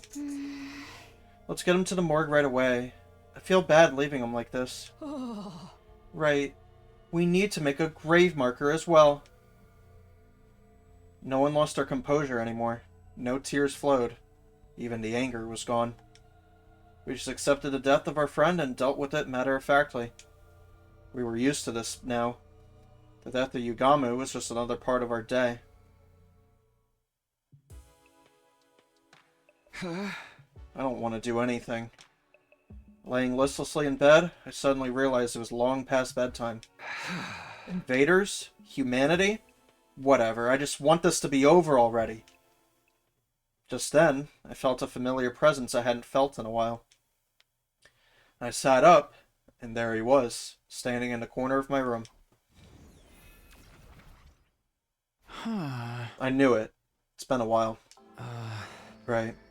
I guess it has been for you. Huh? What do you mean by that? I've been watching you all this time. I know what's happened. But you must not remember. Yeah. You might have been watching us, but we haven't been able to see you. What do you need anyway? Did you find some kind of clue about the killer? Unfortunately, even I'm not sure what's going on or why. No matter what happens, all I can do is watch over you. Nothing more. Is that what you came here to tell me? I'm sorry I couldn't save you. With a sad look on his face, the undying flame boy abruptly vanished. What's up with him? Unwilling to frustrate myself thinking about it, I pulled a blanket over myself and closed my eyes. I wanted to forget reality, to forget everything, and find refuge in sleep. The morning announcement hadn't played yet. The sun was only just coming up. And right on cue. The sound. Intruder alert. Intruder alert. Unauthorized personnel detected on school grounds. Defense mode initiated. All available troops prepare for battle immediately. An enemy attack. Is Dalshaw finally here? We don't have any plan for dealing with him at all. Damn it, I'm just gonna have to go. I dashed out of my room and ran as fast as I could and headed to the war room.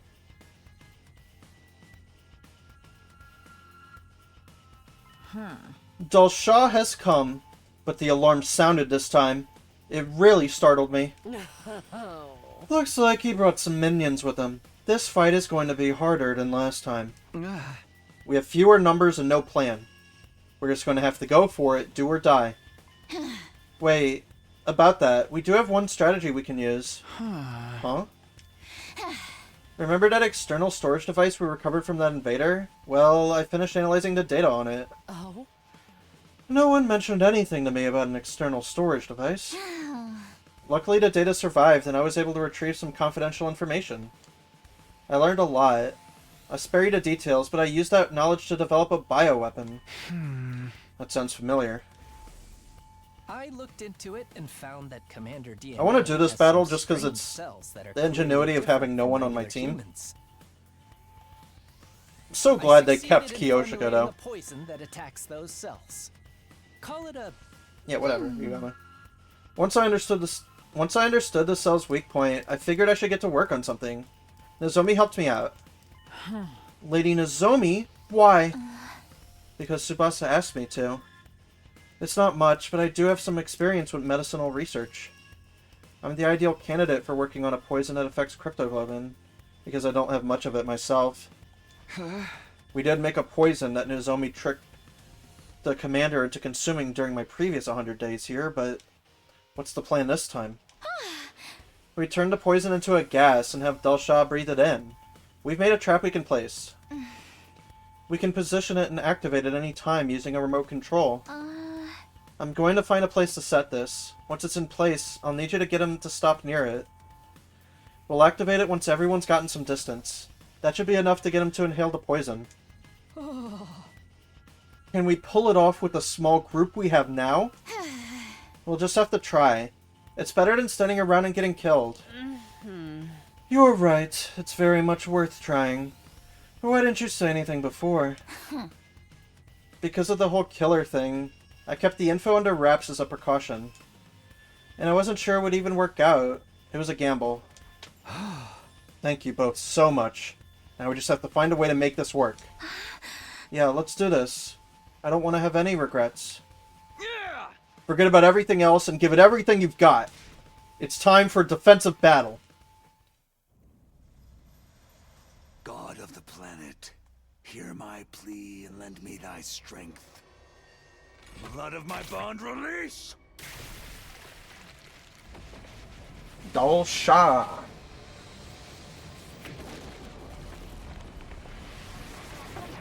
So is it just going to be a one-side battle then? It is I, the paragon of warfare, Delsha. I have come!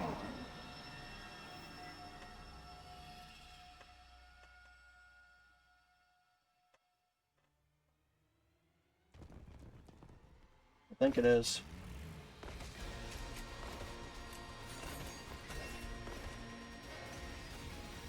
Yep, just 5 of us. Let us begin.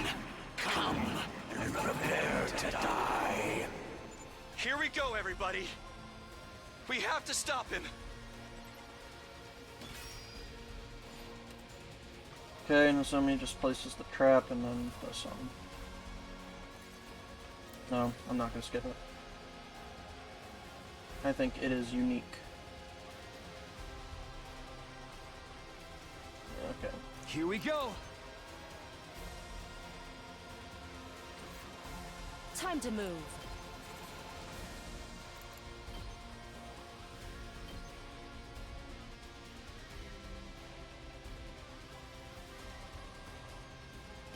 I'll chop you to pieces. All right, let's get started.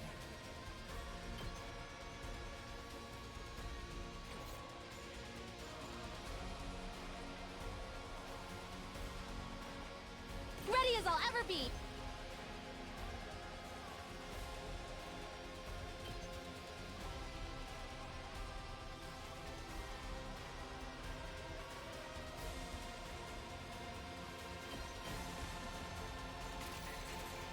I'm prepped and ready.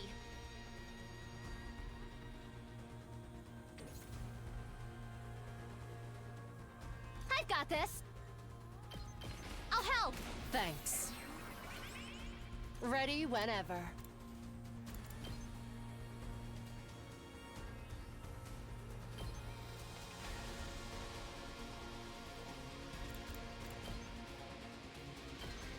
How's this? Time for battle. Out of my way.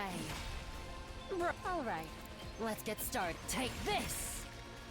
How unsatisfying.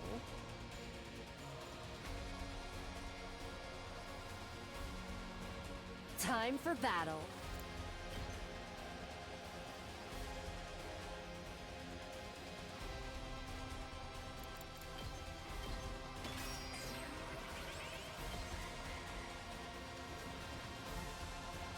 Ugh. This is bad. Okay.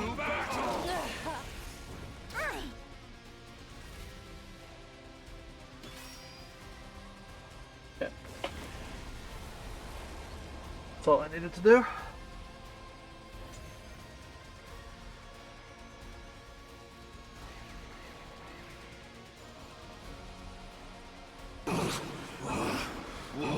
What is this?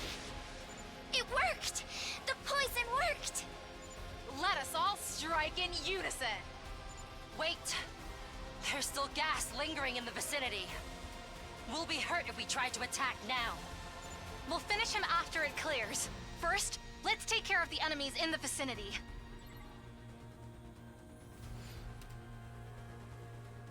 These might be the 5 best characters in the game, actually, now that I'm looking at it. Which is kind of crazy. Right. Let's go.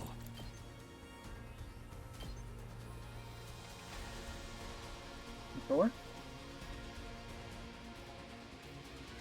That's it. Say when. There. All right. Okay. Time to move.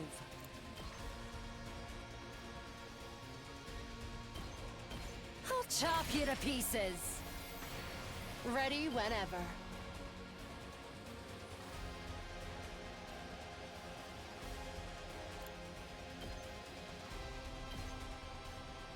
Take this. Time to move. I'll chop you to pieces. Broken. Time for battle. Take this. How unsatisfying. Locked and loaded!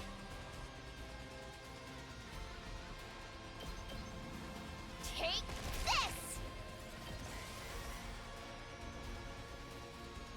I can barely out! I'm taking the wheel! Here we go. Take that!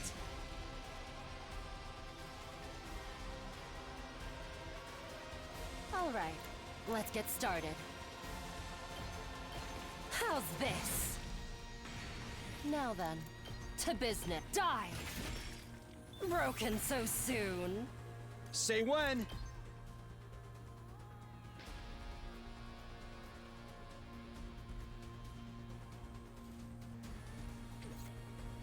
Let us begin.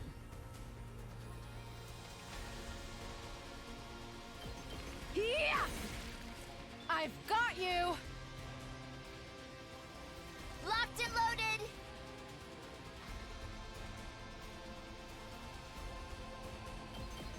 Don't try to stop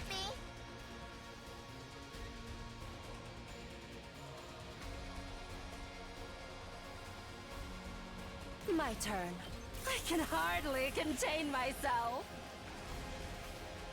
I'm good whenever! Take this!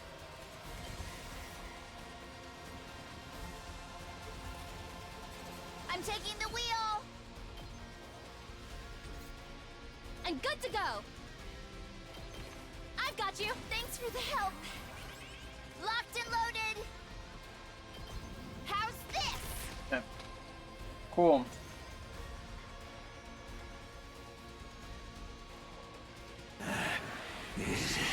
Is this poison gas?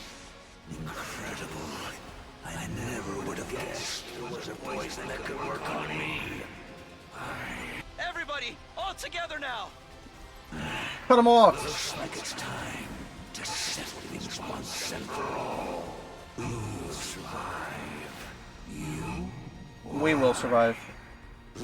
Maybe not all the day 100, but we're gonna win this fight at least.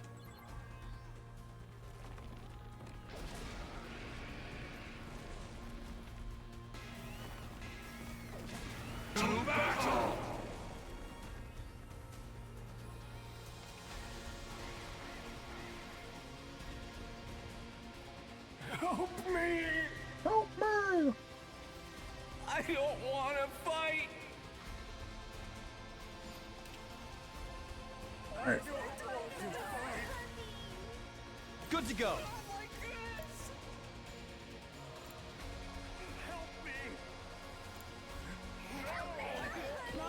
One last strike!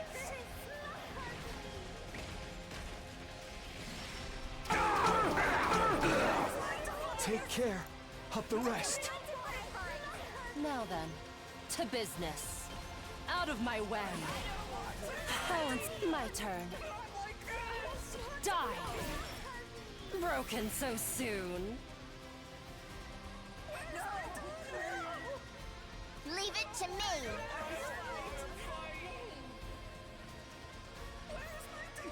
I'm prepped and ready. Help me! Not like this. Not like this. I don't want to fight. Not like this. Pulling the trigger. Leave it to me.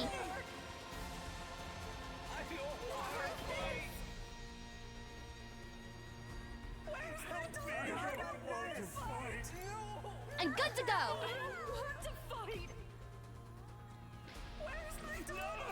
I'm prepped and ready.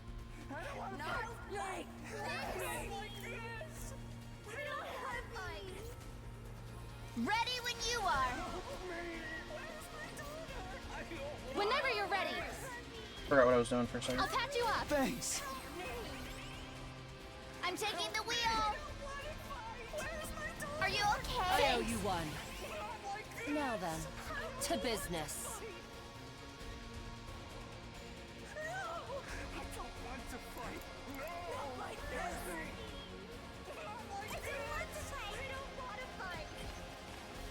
Out of my way. My turn. Take this. Broken so soon. Now then, to business. Out of my way. Not bad. My turn. Time for battle. I'll chop you to pieces. Ugh. Ready whenever. Dive. Now then, to business. Show me your insides. It's up to you now.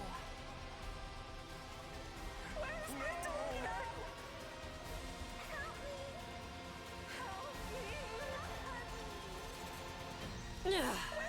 Not like this. I should have been more careful. Ouch! Ah! This can't be good. Huh? Did my engine die?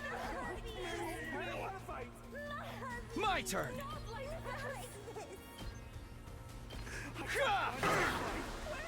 Here we go. Not like this. My turn. I've got this. Not bad.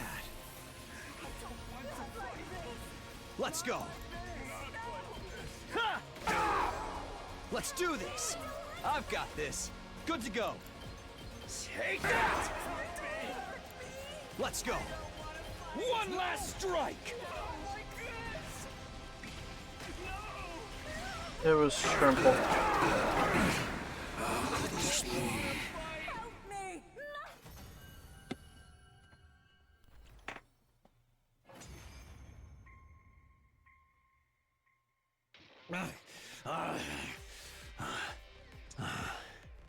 So, I've lost. The time of my destruction is upon me at last. I gave this battle everything I had. I have no regret.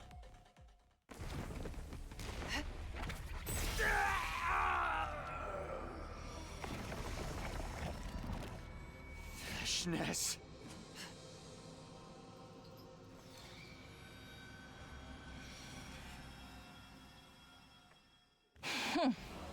A disgraceful end. Pitiful. Vashna stamped on the commander's desiccated corpse with a sneer. Everyone, prepare to attack! There's no need to rush. I don't intend to fight you yet. Huh? I am preparing an event. A ritual, if you will, to usher in my ascension to godhood. Our battle will take place then. What are you talking about? Be calm. The time is soon. Wait with bated breath. so that you may behold my birth as the one true god. With that declaration, Veshna's turned and left. Honestly, after seeing her walk away, I felt relieved. Okay, cool. So, the fight was easier, because there were less enemies. Everything hurts. I was resting in bed, recovering from our long, brutal battle. We managed to defeat Dal Shah somehow, but the time to settle things with Veshnas was getting closer. Our only option is to fight. I know that, but even if we beat Veshnas and manage to survive, what do we have left to live for? Suddenly, the faces of all of our dead friends flashed through my mind. Was there really any point to playing out the rest of this worst-case scenario? No. I have to stop thinking about this. My head is starting to hurt again. I'm sleepy too, though that may be from all the fighting. It's too early to sleep, but I don't have any appetite either. I'll just rest here. Deciding to abandon all thought, I pulled up the blankets and curled into a ball. Eventually, I passed out like a light.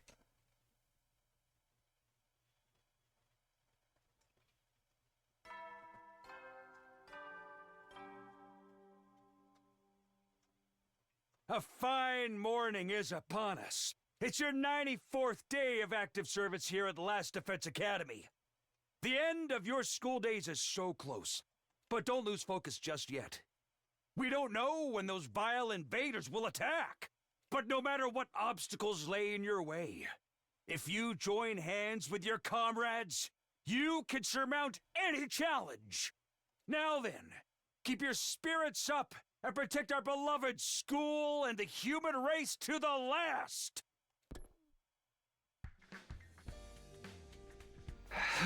Join hands with my comrades? There's only 5 of us left.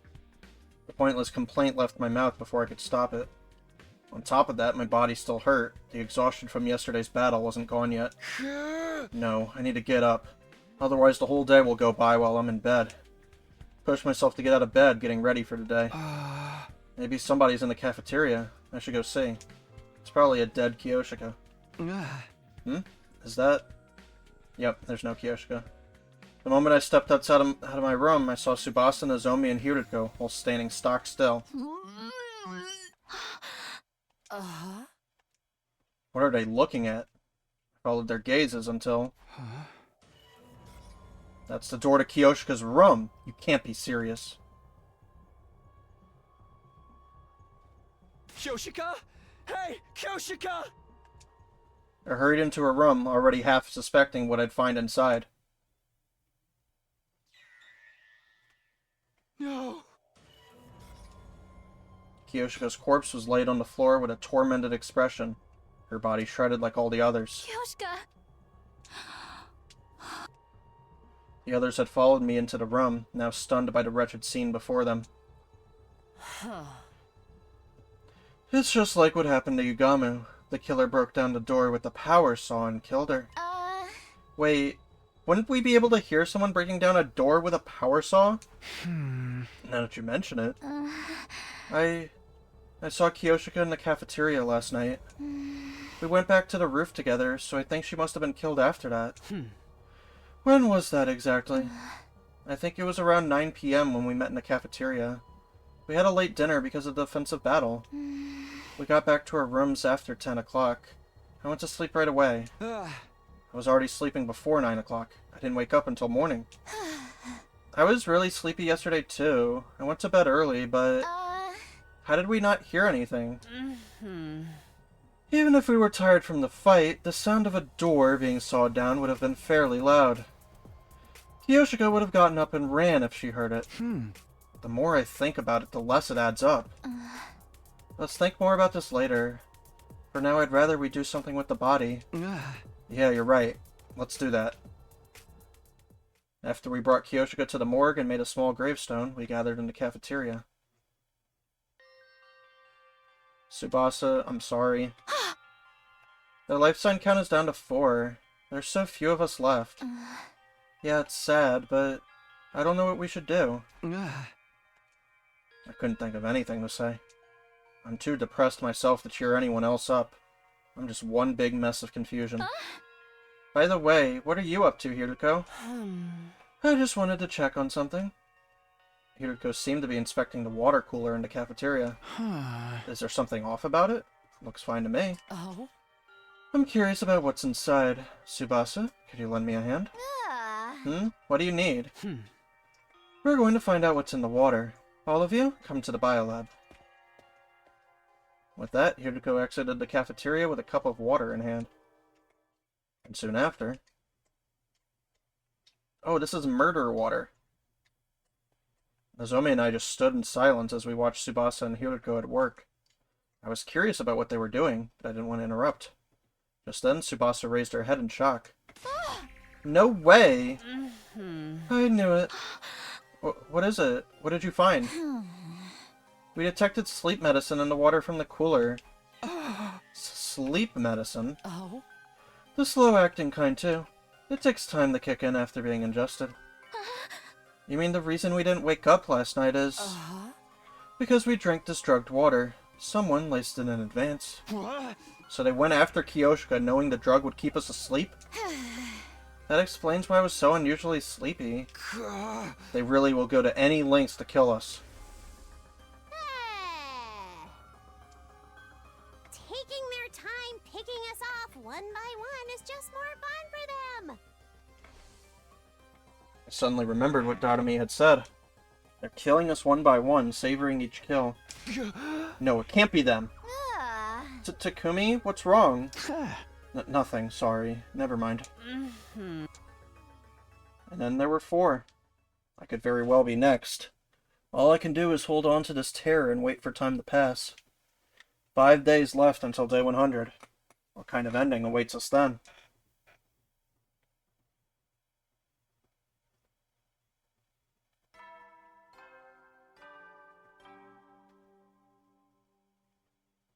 Troops, it's time to rise and shine!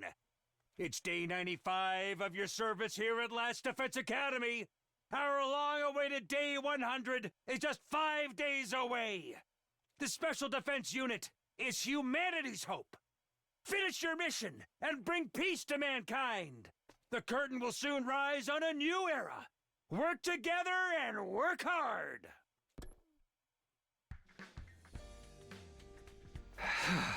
Morning already.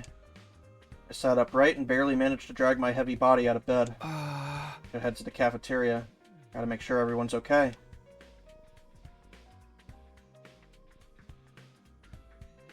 When I got to the cafeteria, Hiriko was eating alone. Oh, morning, Hiriko. Have you seen Tsubasa and Nozomi? Yeah, just now. Everything's okay this morning. That's good. I can't let my guard down, but at least I can rest easy for a minute. Feeling like I could eat a leisurely breakfast in peace, I approached a Rationomatic, but... there's nothing I want to eat. This feeling again. I'm hungry, but nothing appeals to me. Oh? What's the matter? Oh, nothing big. I'm hungry, but I can't find anything I want to eat. I'm sure it'll go away in time. I'll just have a protein shake or something. Oh? Takumi, I want you to go somewhere with me. Huh? Right now? Hiriko gave a small nod. Follow me. If you trust me, that is.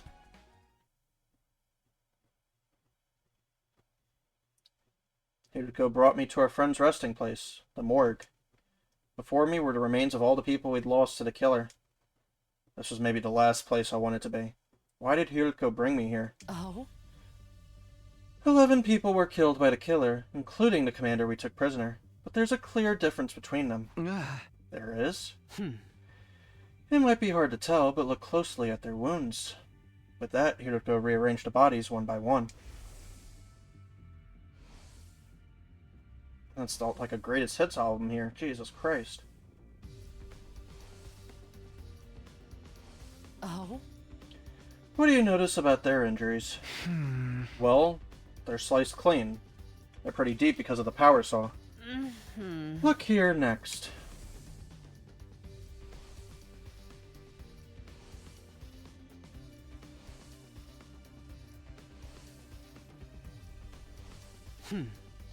Come, take a good look and tell me what you see. Huh? Just like the others, the next body was riddled with wounds that could dug deep into flesh. At a glance, they all looked the same, but looking closely, I suddenly realized something was different. The wounds on this one are messy stabs. Right, the power saw isn't the killer's only weapon. What? These wounds were likely caused by a dagger or something similar. Why would they use different weapons? That's all I can tell you. You'll have to figure out the rest for yourself. Yeah. Hey, Hiriko? With that, Hiriko turned and left the room. What does it all mean? Back in my room, I was thinking hard in bed. Something was bothering me. A dagger? I know I've seen something like that somewhere. My gaze wandered in search of an answer until I landed on my desk drawer. Of course, a dagger! I remembered a diary in a drawer. I knew it. The killer in this diary had the same kind of weapon. I thought this diary was a work of fiction, or more accurately, that was what I wanted to believe. But it didn't seem like mere coincidence. Does the killer from this diary exist in real life? Then who wrote this? And when? How long has the killer been around? Hiriko must have figured out the truth, but she avoided giving me a straight answer. Is there some reason she feels like she can't talk to me? I don't understand any of this. My head hurts so bad.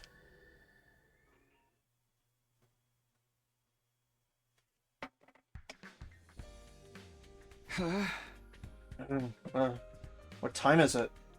I pried open my heavy lids to look at the clock. It was just before noon. Right, I spent all day yesterday deep in thought. Must have passed out. I feel like I slept too much, but there's no sense in dwelling on it. I should get ready.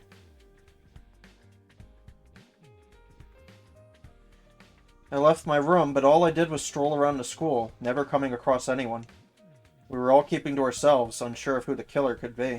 I wonder where Hiriko is. I wanted to continue our conversation from yesterday about the killer's weapons. She didn't seem to be in her room.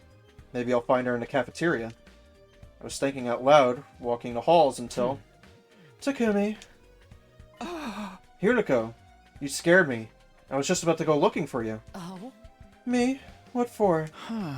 It's about our discussion yesterday. I want you to tell me what it means. I've thought about it, but I just can't get the pieces to come together. You figured it out, right? Fine. Come with me.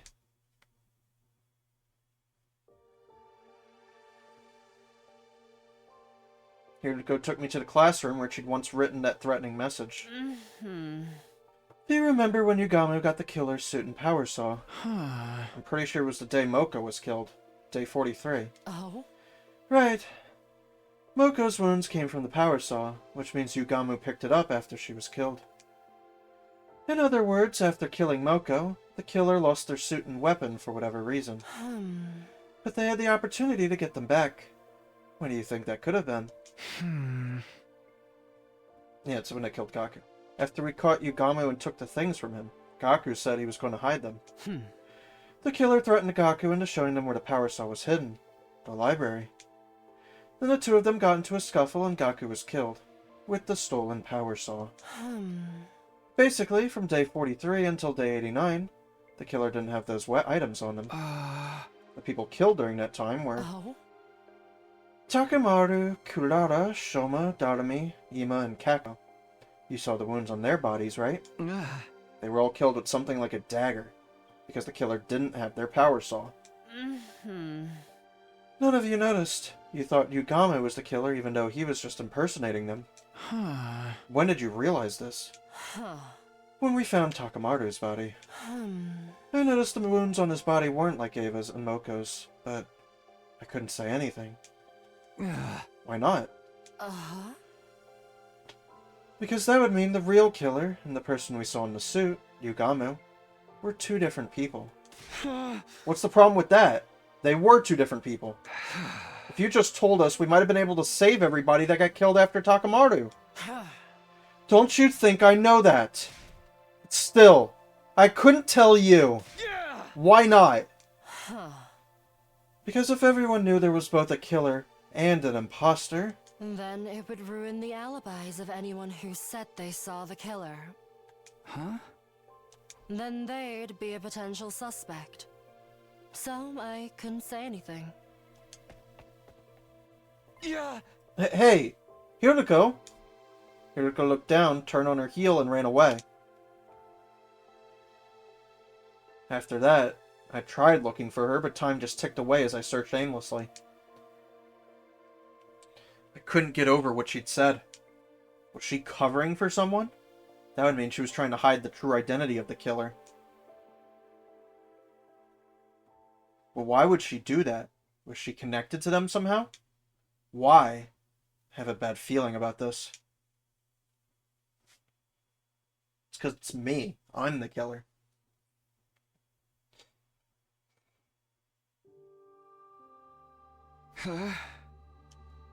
It was day 97. A new day was beginning. But there I was, still lying in bed. What are we supposed to do with just the 4 of us? We still have to fight Vashnis. We're anything but united. I haven't seen Nozomi in 2 days. I don't know what I should do anymore. This situation has everyone completely exhausted. We're doing everything we can just to keep sane. Help me. Hiriko. I was calling her name without even realizing it. Then, I let my listless body sink further into the bed, and slowly closed my eyes. What the heck?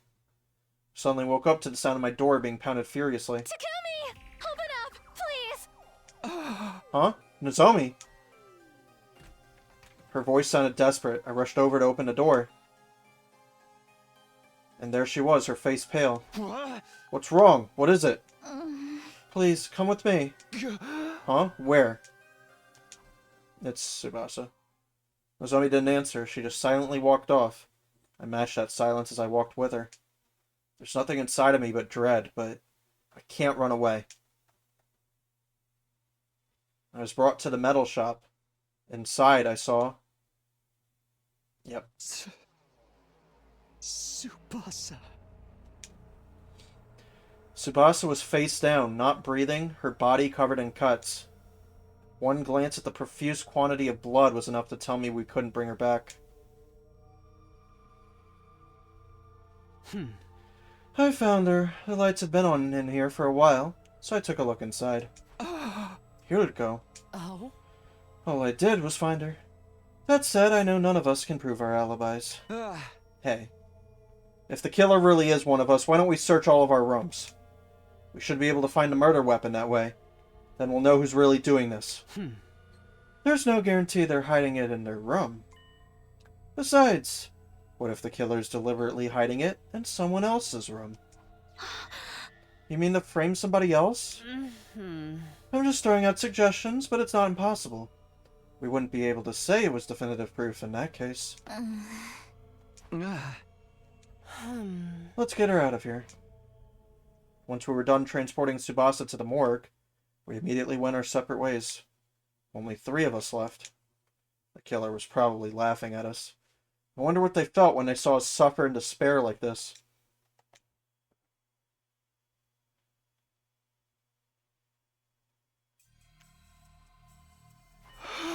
What time is it? I woke up feeling suffocated. My heavy eyelids opened up to see that it was already bright outside. I hate night sweats. Last night I'd barely had time to change out of my armor and take a shower before falling asleep exhausted. My clothes were uncomfortable and soaked in sweat. I must have had a rough sleep. Guess I'll take another shower. Grabbing a towel, I stepped into the bathroom. I immediately noticed something unusual. Huh? What? I looked down at the bathroom floor to see a puddle of crimson liquid. Is this blood? Here? How? Here? How? Where did it come from?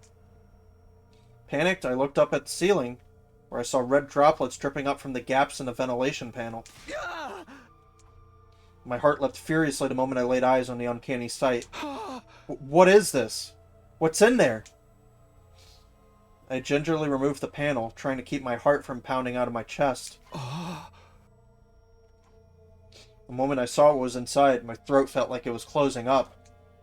It was the blood-soaked suit of the killer, and a power saw, and a dagger and a raincoat I'd never seen before. No. Why would these be here? Who put these here and when? Don't tell me. Maybe the killer really did hide their weapons in my room, just like Hiruko said. No, she's covering us. She's covering us. She knows it's us. I need to tell Hiruko and Nozomi. Tell them. And then what? Would they really believe me? More importantly, if I hide this stuff somewhere else, wouldn't that stop any further killings? Right. There are only 2 days left. If I can just keep these out of the way. I stuffed them all into a trash bag and put them under my clothes at the back of the closet. And I just need to get through 2 more days.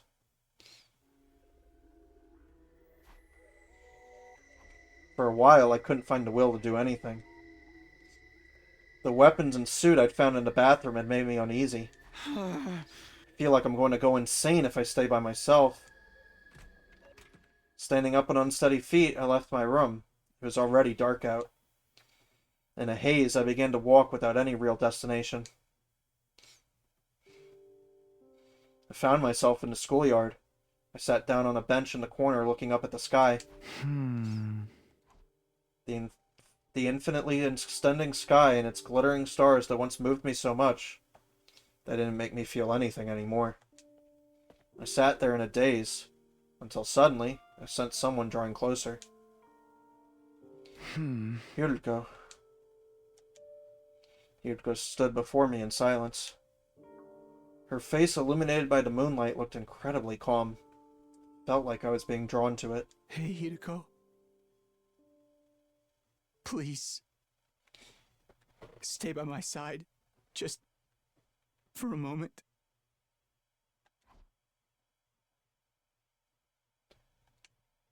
Hiruko didn't answer. Instead, she leaned in close. Oh my goodness. Thumbnail. She cradled my head, wrapping it in gentle warmth. I could smell something familiar. A sweet, mellow aroma. Lavender. Was this scent lavender?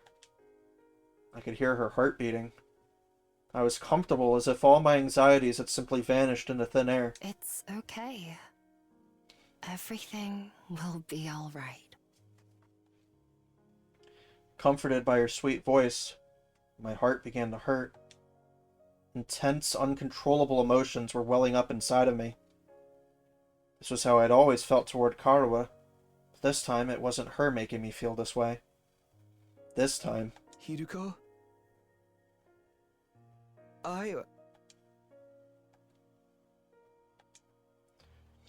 For one moment in this hellish, hopeless existence, I felt happy.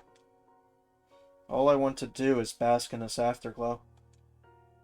We didn't say anything as we huddled together under the night sky.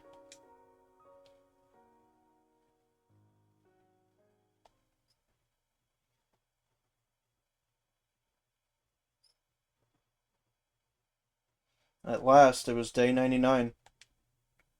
It happened before the usual morning announcement.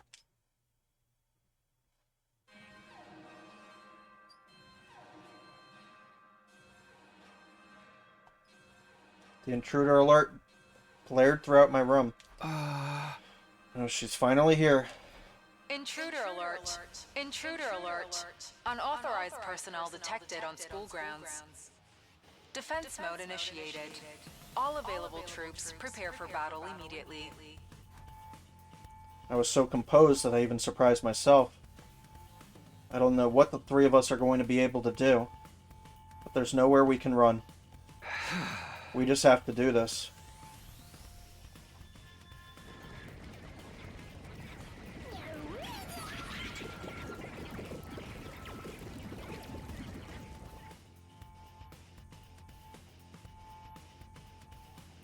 Oh? I guess this is our final battle. If we're all set, let's get right to it. Wait, before we do, there's something I have to give you. Huh? This is a bioweapon that will boost our strength. It was in a metal shop. Did Tsubasa make this? Yeah, it was her last gift to us. We should be able to do some serious damage to Veshness with this. We can't waste it. Tsubasa, thank you. We'll make good use of this. Let's go. All that's left is to do whatever we can. I accepted Tsubasa's memento and took a step forward, but... truthfully, I felt empty. Even if we beat Veshness, could we call whatever ending awaits us a happy one? Doubtful. Felt like a robot designed solely to defeat the approaching enemy. Despite the heavy atmosphere hanging over us, we made our way toward our final defensive battle.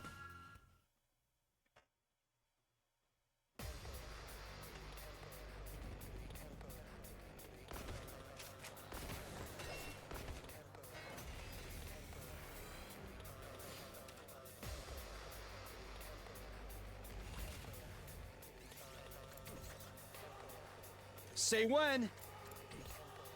I've got this.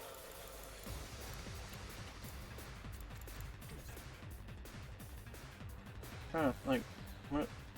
Ready whenever. Here we go.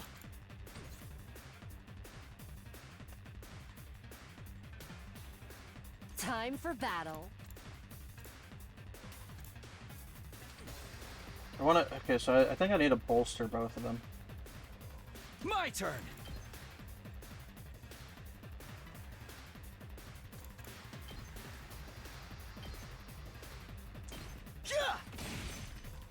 Can I get Hiroko Now in then, to that business. range?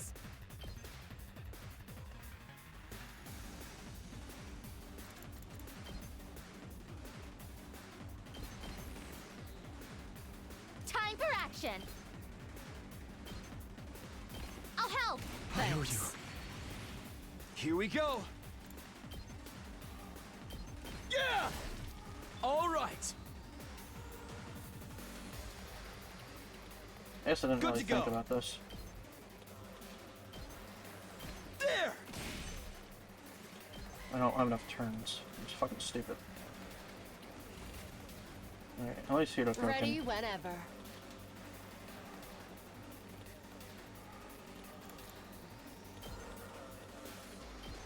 I'll chop you to pieces. Let's go. Take this. I've got this. Ha! Time for battle. I'm all worked up now. My turn. How's this? How unsatisfying. Sure. Let's go.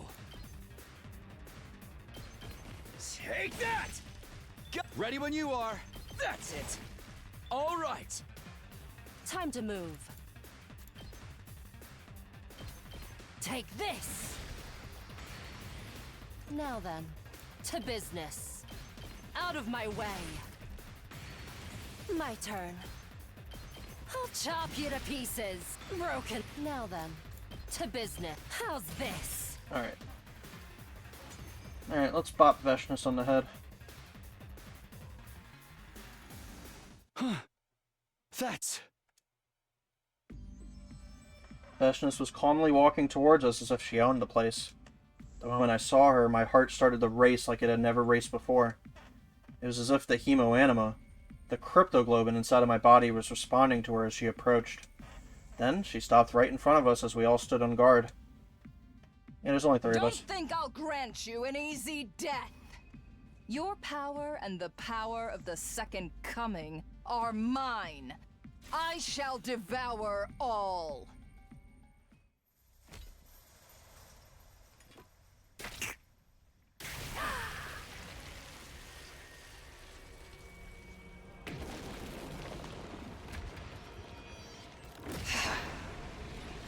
Let's do it. Wicked invaders!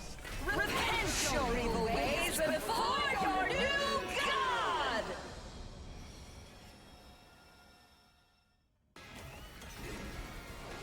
Bow down!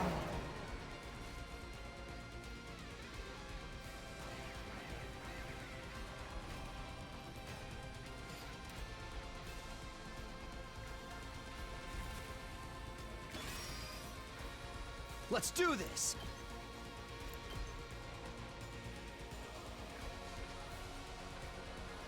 I've got this!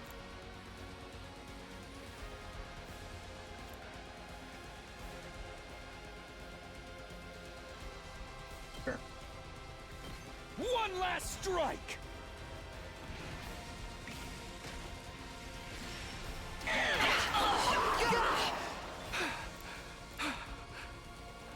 Time for battle.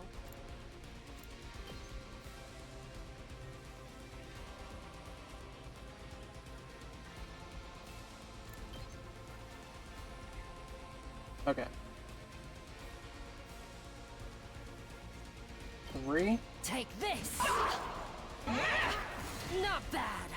Now then, to business. 6. I'll chop you to pieces. Now it's time for battle.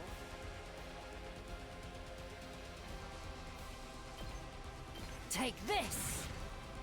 Now then, to business. Die!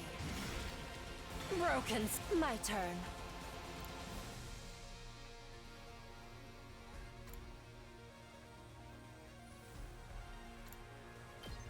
Out of my way. Balance ready whenever. How's this? Broken so soon. I'm good to go. I'll patch you up. Thanks! Say when!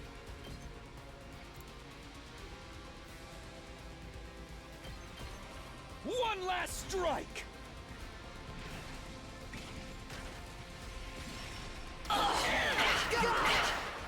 Take care of this!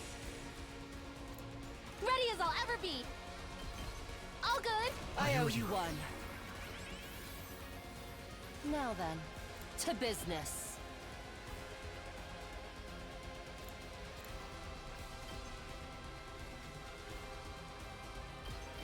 Out of my way.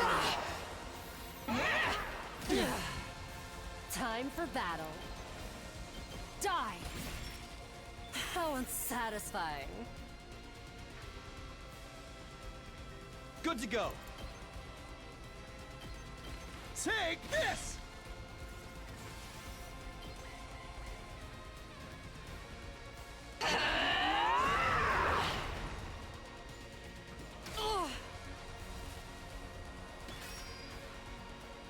My turn.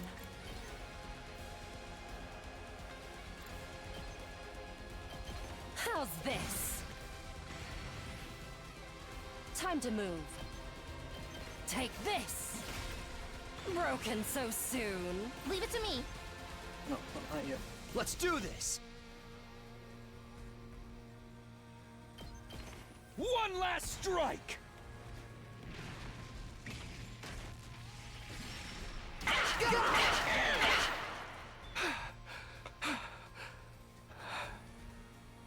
All right, let's get started.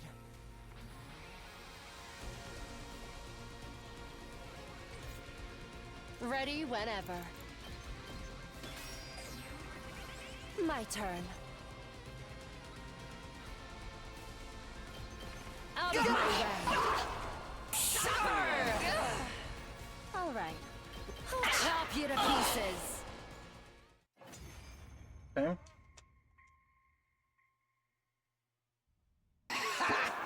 You're all more bullheaded than I could have imagined. Know your place, wicked invaders.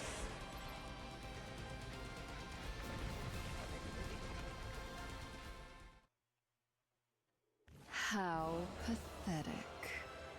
Coming back to life after getting killed again. You think anyone's and dying right again. now? But so be it.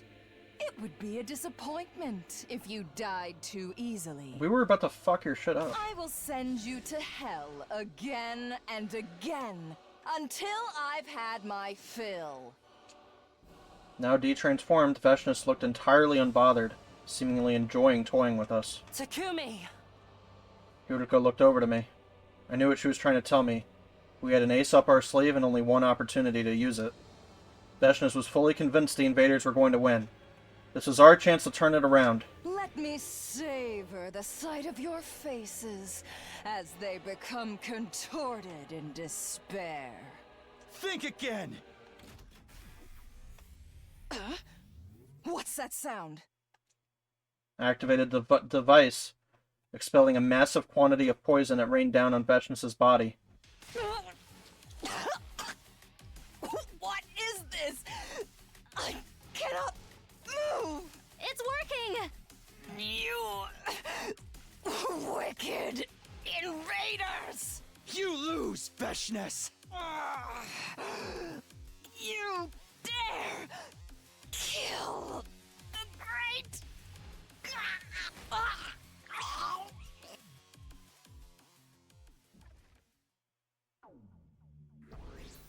Okay.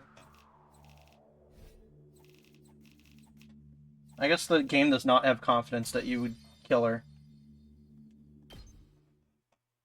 But honestly, like, it seemed easy enough, to be honest. Even without... That was a letdown. Is this really how it ends? Yeah, it doesn't seem real. We'd won our battle against Veshnus. We were the victors in this final showdown with the invaders. But I couldn't truly smile. We'd strayed so far from the ending I'd been imagining. We still have one day left anyway. Keep your guard up until the end. We dragged our battle-worn bodies back to the school and parted ways. Between the deaths of our friends and knowing the killer was still hiding somewhere, I had so many emotions I hadn't fully processed. To hell with it. There's no salvation in my future. Our 99th day at Last Defense Academy came to a close, and finally...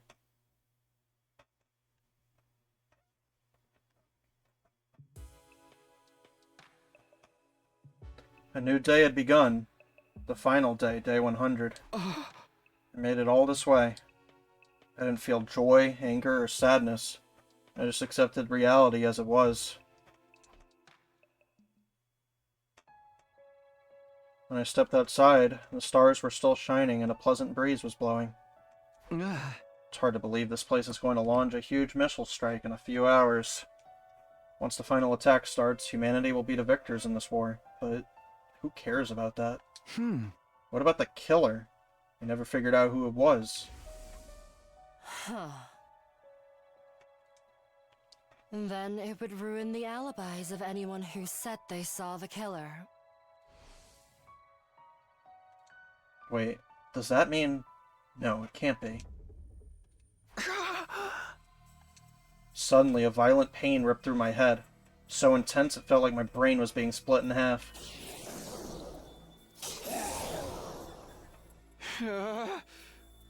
Who's there? An unfamiliar voice echoed in my mind, threatening to consume my very consciousness. What is this? What the hell is going on?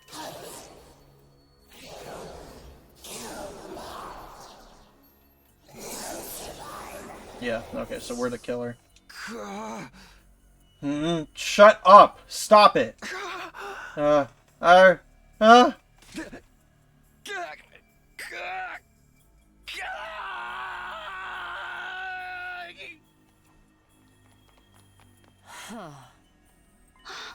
Takumi, what's wrong? Stay back. Run away.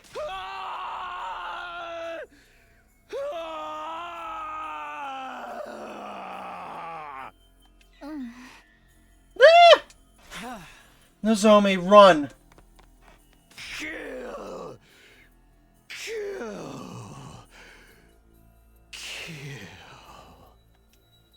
No, stop! Why can't I stop? My body's rampaging out of control. I'm trying so hard to resist, but I can't do a thing. If I don't do something, then... Somebody... help! Don't... kill... I don't want to kill. I only remember fragments of what happened next. Suddenly, I found myself wearing the killer's suit and holding the power saw. That voice from before was endlessly commanding me to kill, and I answered the call. I was on the hunt for Hiruko and Nozomi, and then...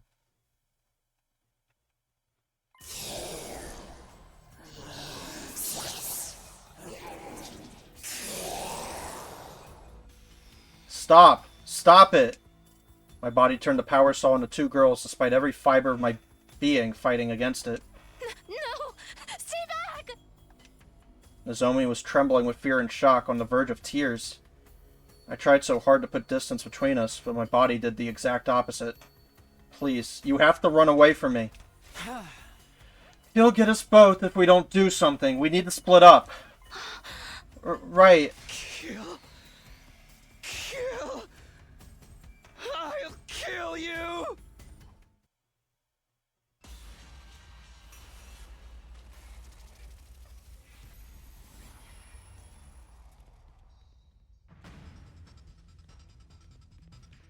Oh, it's backwards. What the hell? Is it supposed to be backwards? Anyway, I'm killing Hiriko. Nozomi can't revive. Smile.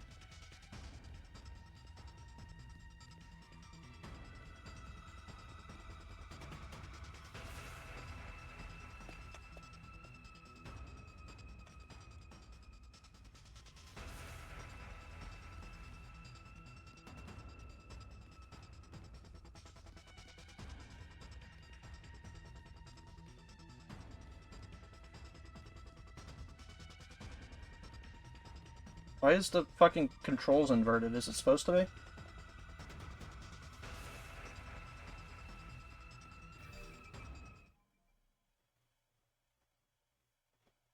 Uh-huh.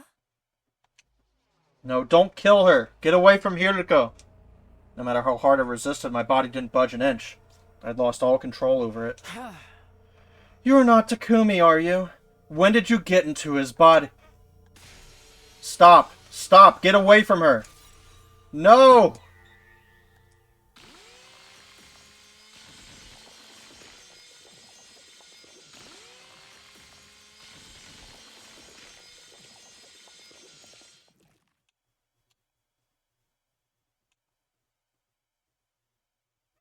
I stared blankly at the devastation in front of me.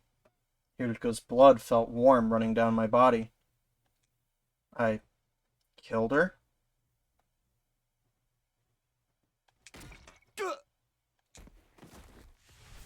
Suddenly, a forceful impact connected with the back of my head, and I fell to the ground. I could see a fire extinguisher in front of me.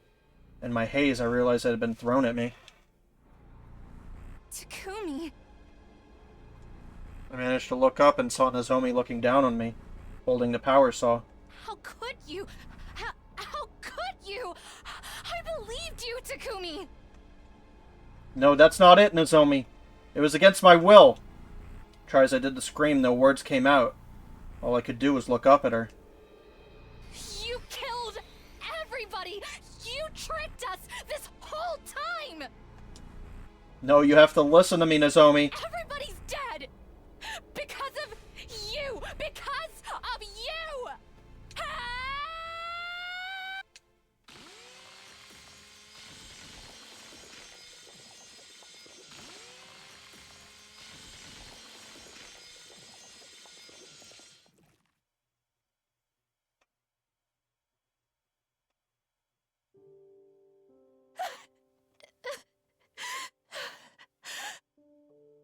I didn't do it. I felt blood streaming out of the wounds opened up by the power saw. Where did I go wrong? Somebody, tell me. You go.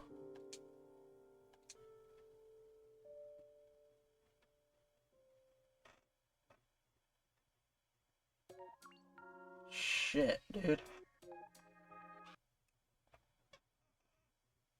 Slasher route, revenge. Okay, well...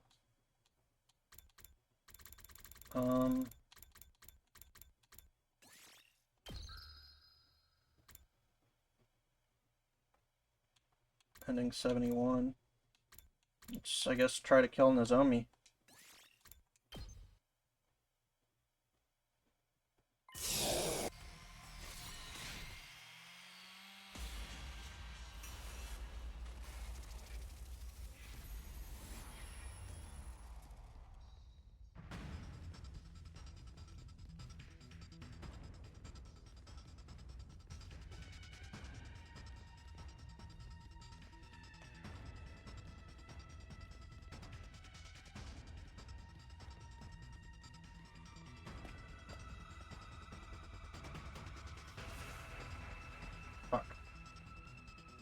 Inverted controls.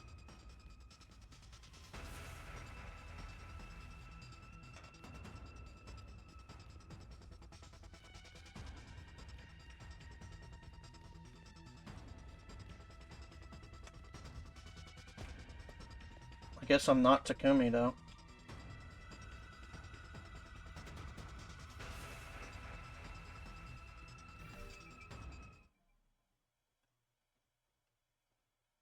You did this, Takumi. You lied to us and killed everybody. Why? I believed in you. No, don't kill her! Get away from the Zombie! No matter how hard I resisted, my body didn't budge an inch. I'd lost all control over it. No, don't do it! Please, no! Don't kill her! No! Ah! Well, she dead.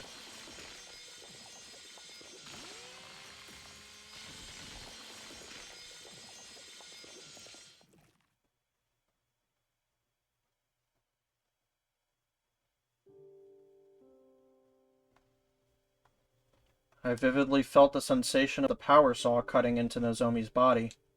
I killed her. I stood rooted to the spot in a daze, covered in my victim's blood. Suddenly, a forceful impact connected with the back of my head, and I fell to the ground. I could see a wrench on the ground. In my haze, I realized it had been thrown at me.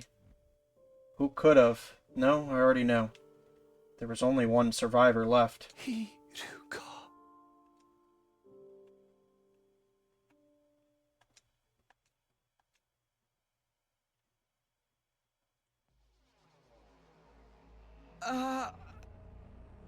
Where am I? I woke up struggling to breathe, discovering my body had been restrained with rope. So you're finally awake. Hiriko! Oh. And you seem to be yourself again, for now. Come to think of it, I can move my body of my own volition again. What was that back there? Do you know what's happening to me, Hiriko? The missiles will be fired soon. I'll explain everything before then. Huh? All of it. Who the killer is, and everything they've done. Does this mean the killer is... It's you. You're the one who destroyed Sirei. And you're the one who killed all 13 of our friends. What are you talking about? That's not... Oh. I know you weren't aware. Your conscience is clean. But 13 people still died at your hands, even if you weren't aware of it. I did this? No, that can't be right. I first noticed something was strange with you on day 16. Day 16? That's the day you were attacked by the killer in the biolab, right? Yes, but the one who cornered me in the lab, it was you, Takumi. No way. I didn't do that. I believe it was around 11 p.m. I couldn't sleep, so I was walking around the school by myself. I saw you in the hallway on the second floor. Me? The night of day 16? Oh. You had a kitchen knife in your right hand. Something was off about your eyes and the way you were breathing, so I ran. But you chased me with a horrific look on your face. It was clear you were trying to kill me. Oh. I ran into the biolab, but you caught up with me right away. We got into a struggle. You kicked me and sent me flying. I hit the back of my head and collapsed. Huh. I was barely conscious, unable to move, and there was someone in front of me.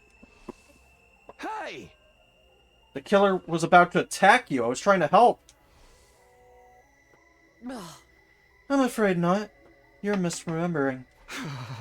Misremembering? Oh. You're the one who attacked me, Takumi. I'm certain of it. Then someone in a black suit came to save me. What are you talking about? They attacked you and you lost consciousness. But you came to almost right away. You threw yourself at the person in the suit. The two of you broke through the window and hurtled toward the ground. I I assume you remember what happened after that. She's right. I remember. I was grappling with that person in front of the wall of fire. Just in the nick of time, I kicked her leg as hard as I could. I took the power saw and ran after them, but then I lost them. Oh. The events of that day marked the moment I began to suspect you. There weren't any casualties at the time, so I couldn't be sure. But I had to consider it a possibility you'd become host to a Gie. A host? Gie? What are you even talking about? I doubt you remember, but the Gie are a parasitic organism we discovered in another timeline. It's a terrifying organism that gradually eats away at the host's body, and eventually takes it over completely. What? I had no proof you'd become infected, so I kept quiet. Oh. Eventually, though, we had our first casualty on day 25. That's when my suspicions grew stronger, so... While you were asleep, I ran a scan on your brain. When did you... You know what? Forget it. What did you find? There wasn't a Gie inside. I thought I must have been wrong. Oh. But on day 43, Mocha was killed, and once again I had a bad feeling. You being infected was the only explanation I could think of, so I checked your brain again. The second time, I still didn't find any Gie. Not only that, but Nozomi said that she ran away from the killer with you. Reluctantly, I decided to put aside my suspicions for the moment. So that's why you were suddenly avoiding me, and would sometimes seem like you had something to say. But when Kurara died on day 64, I started to suspect you again. Did you check my brain again? Oh. Yes, very closely. And I learned something horrifying. Even though there was no actual Gie in your brain, the Gie's data was eroding it. Huh? My hypothesis is that you were infected with a Gie in another timeline. After that, you died as a toast, and then your consciousness went back in time the day too. When that happened, the Gie data in your brain went back to the past with you. The data went with me? It appears my hypothesis was correct in the end. You killed Nozomi right in front of me, after all. Time travel can't send physical matter back in time. The Gie itself no longer physically existed in your brain. But its cognitive data still remained. Stop. Stop it. Do you honestly expect me to believe any of this? Does that mean you killed Nozomi of your own free will? And the other 12?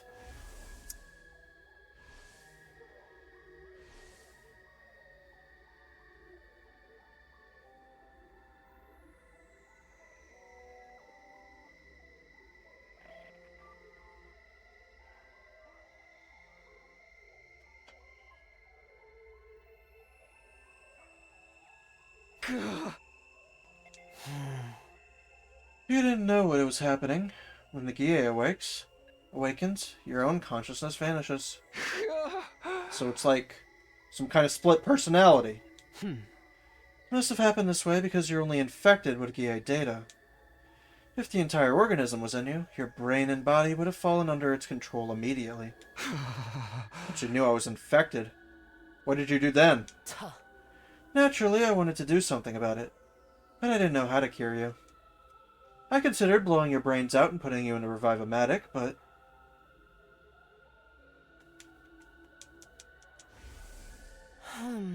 Your head already got smashed on day 43. Right. I remember Nozomi telling me that happened. Oh. But the murder still didn't stop. I knew destroying your brain was futile. The revival system must have perfectly recreated the brain data stored in its database. I went to the library to do some research and try to find another way to cure you. That's when I found out about a certain drug. A drug? It was possible that injecting you with it would remove the Gie data from your brain. So, around dawn on day 67, I snuck into your room and administered the drug as you were sleeping. Is that why I didn't wake up for 3 days? Yes. The side effects of the drug I injected you with caused you to fall ill. I thought I'd finally restored your brain to normal. In order to be sure, I examined your brain again the day after you woke up, day 71. But the GA data was still there. What? I failed.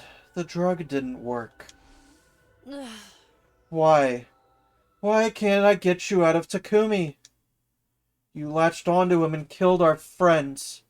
How long do you plan to toy with us? Go to hell already, you filthy insect! Mm.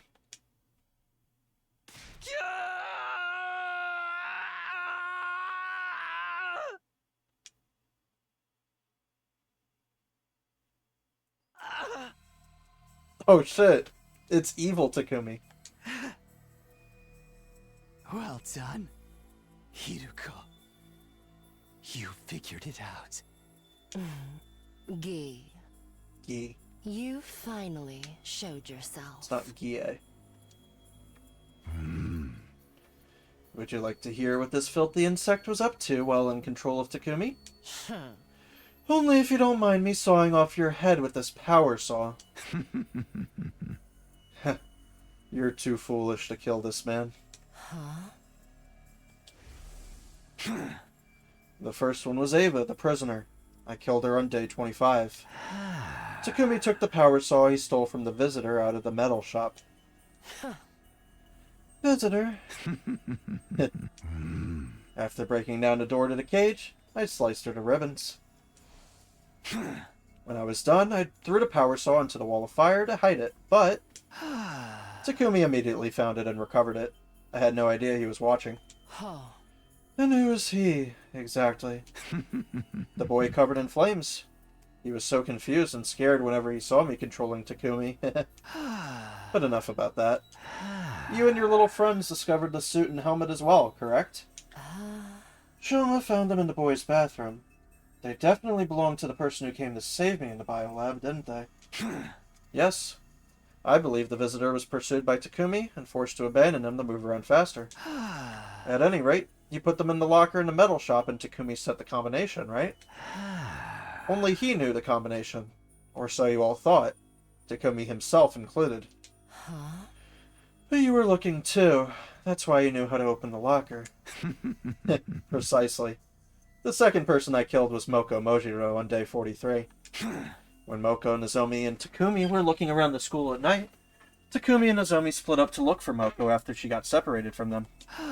It was raining heavily when Takumi went outside, so he ended up completely soaked. I awakened around that time. I took over and made for the metal shop.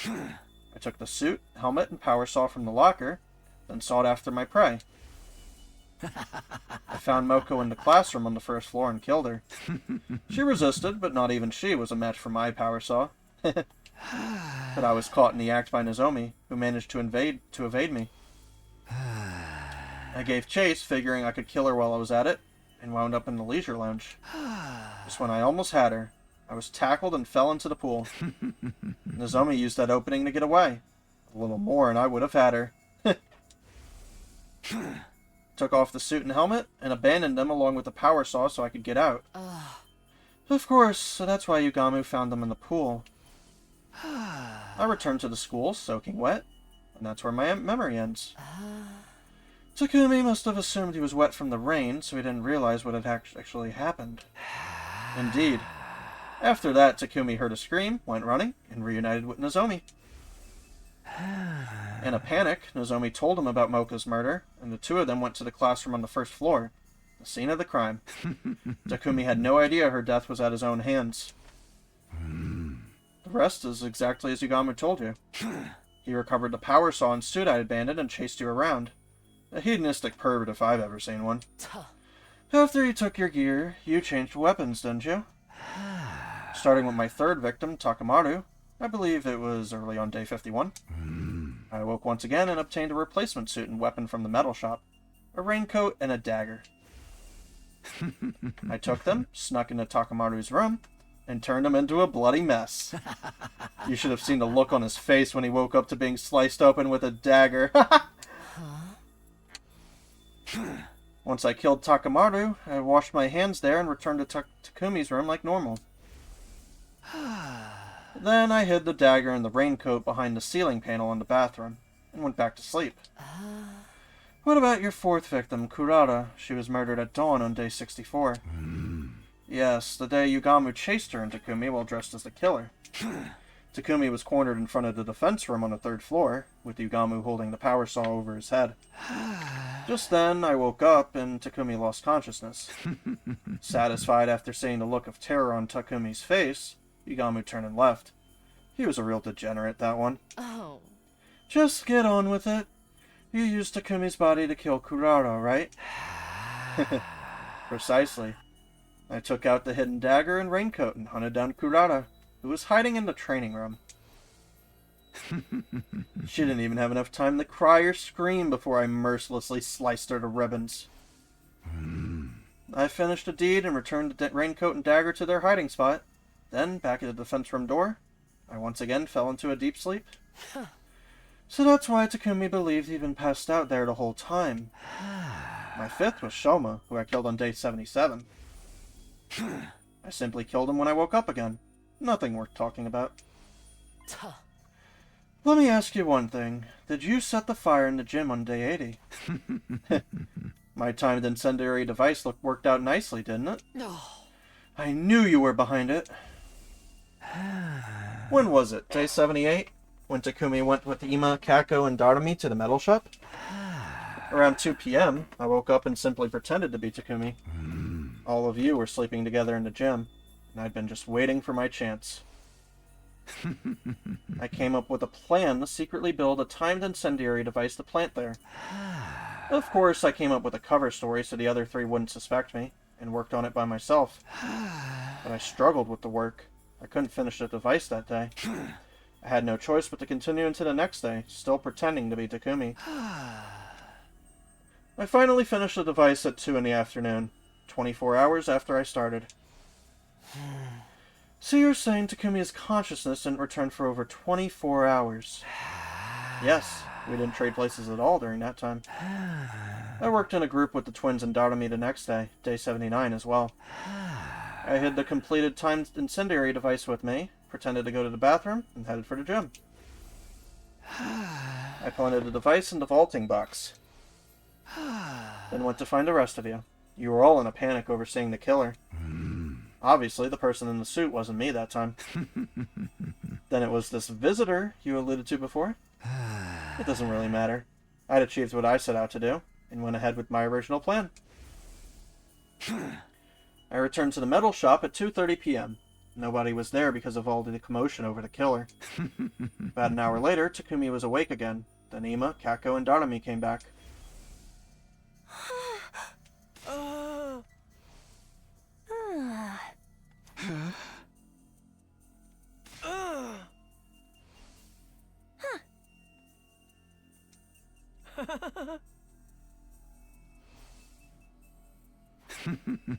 It's only natural that Takumi was confused.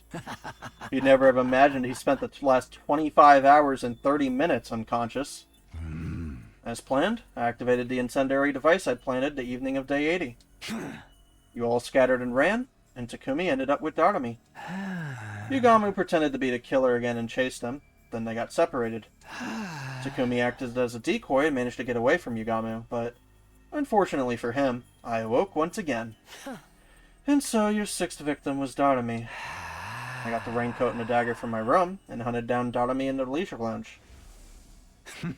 I tore her apart and then threw what was left of her in the pool. That girl, she seemed to enjoy it. She was a real strange one. Enough commentary. What about numbers 7 and 8, Ima and Kako? Oh, that's simple. Takumi was working with them on day 83. Once they left the metal shop, my consciousness awoke. As usual, I got the raincoat and dagger out of my room and attacked them in the biolab. Right. Come to think of it, the 2 of them seemed to be suspicious of Takumi as well. They were trying to catch him, but it was too little too late.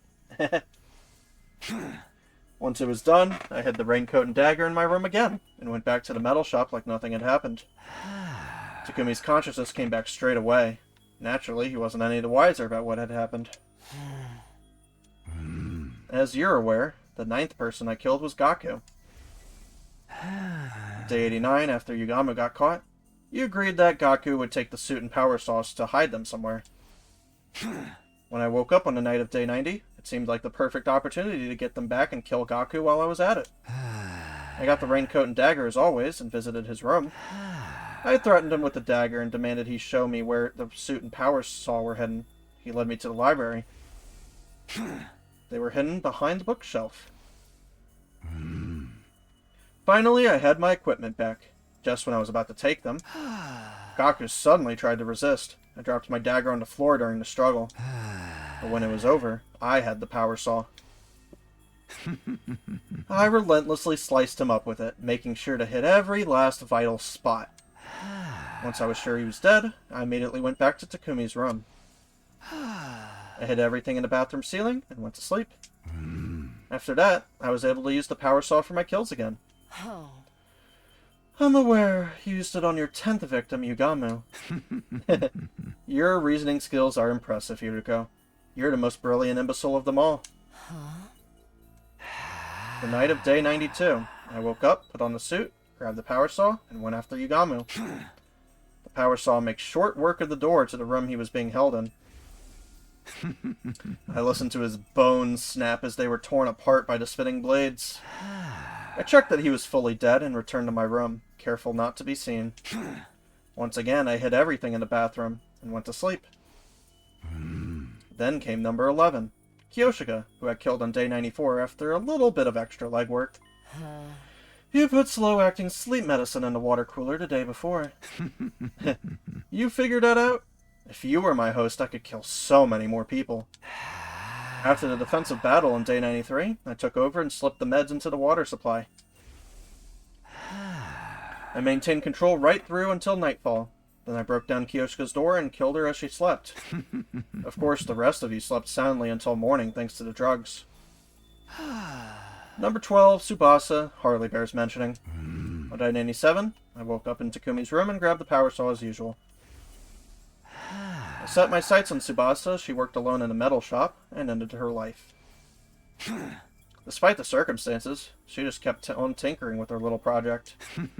She was practically begging for it, and I was happy to oblige. You don't need me to explain the 13th victim, Nozomi, so are there any other questions? Why did you kill everyone on different days? I'd have thought you were more than capable of taking us all out at once.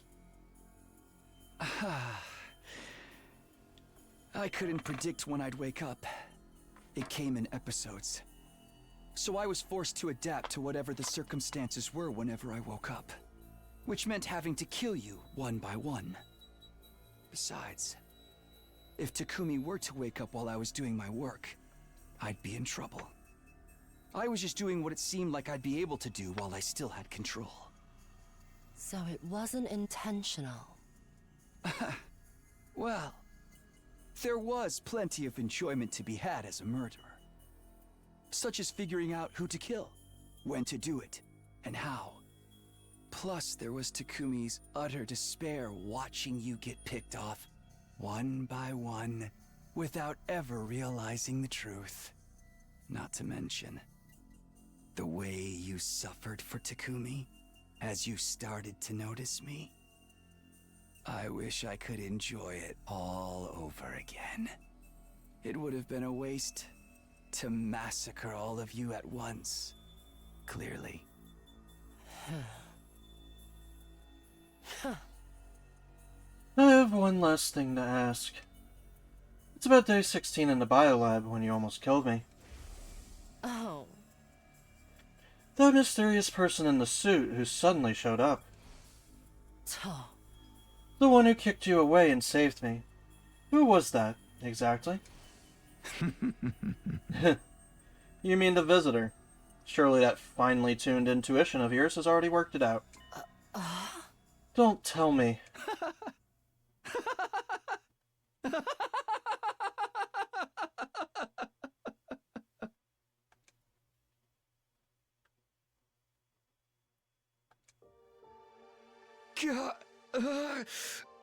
Takumi, are you back? Hideko, why didn't you tell me? I mean, if everyone knew, they would have killed you. That's why I couldn't say anything. I couldn't let that happen. But you didn't even tell me. The result would have been the same. The guilt would have driven you to take your own life. Trust me. I know what kind of person you are. The final attack is starting soon. When the missiles launch, all life on the surface will end, including us. If we don't get into the escape pod. Hideko, I have one final request. Get on the escape pod without me. Takumi. My brain's been eroded by Gi data, right? If nobody knows how to remove it, there's no point in me surviving. So, please. I know. If that's what you want. But don't worry. I'm not going to leave you. I'll stay by your side until the end. Don't tell me you mean to. Are you crazy? Just get in the pod without me. I can't. It's too late. The final attack starts in 2 seconds.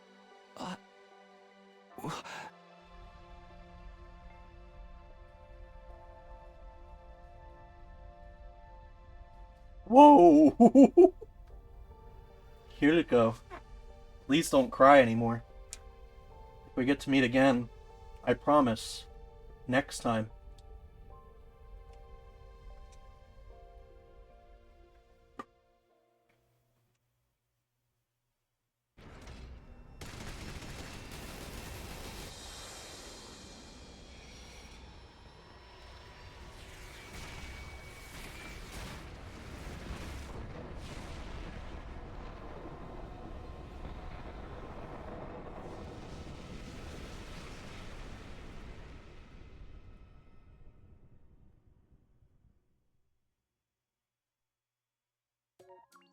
Damn, dude.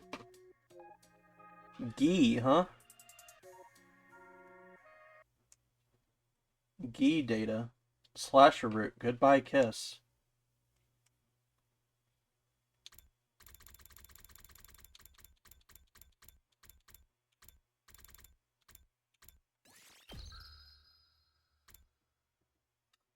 Okay, well, I'm gonna save these other endings for later. Okay, there's a choice here. It's probably a bad ending. These are all bad endings, though. You know what I mean.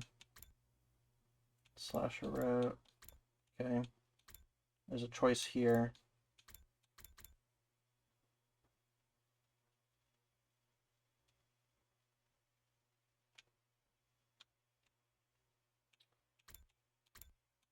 And then this is where we got onto the slasher route. Okay. So, I mean, there's two, it might be two endings, but like, it's so early, I don't know. I'll see what happens in these endings next time. I think that's a good place to leave off. Man, what an episode. Hideko, huh? She want me. Alright, thanks for watching.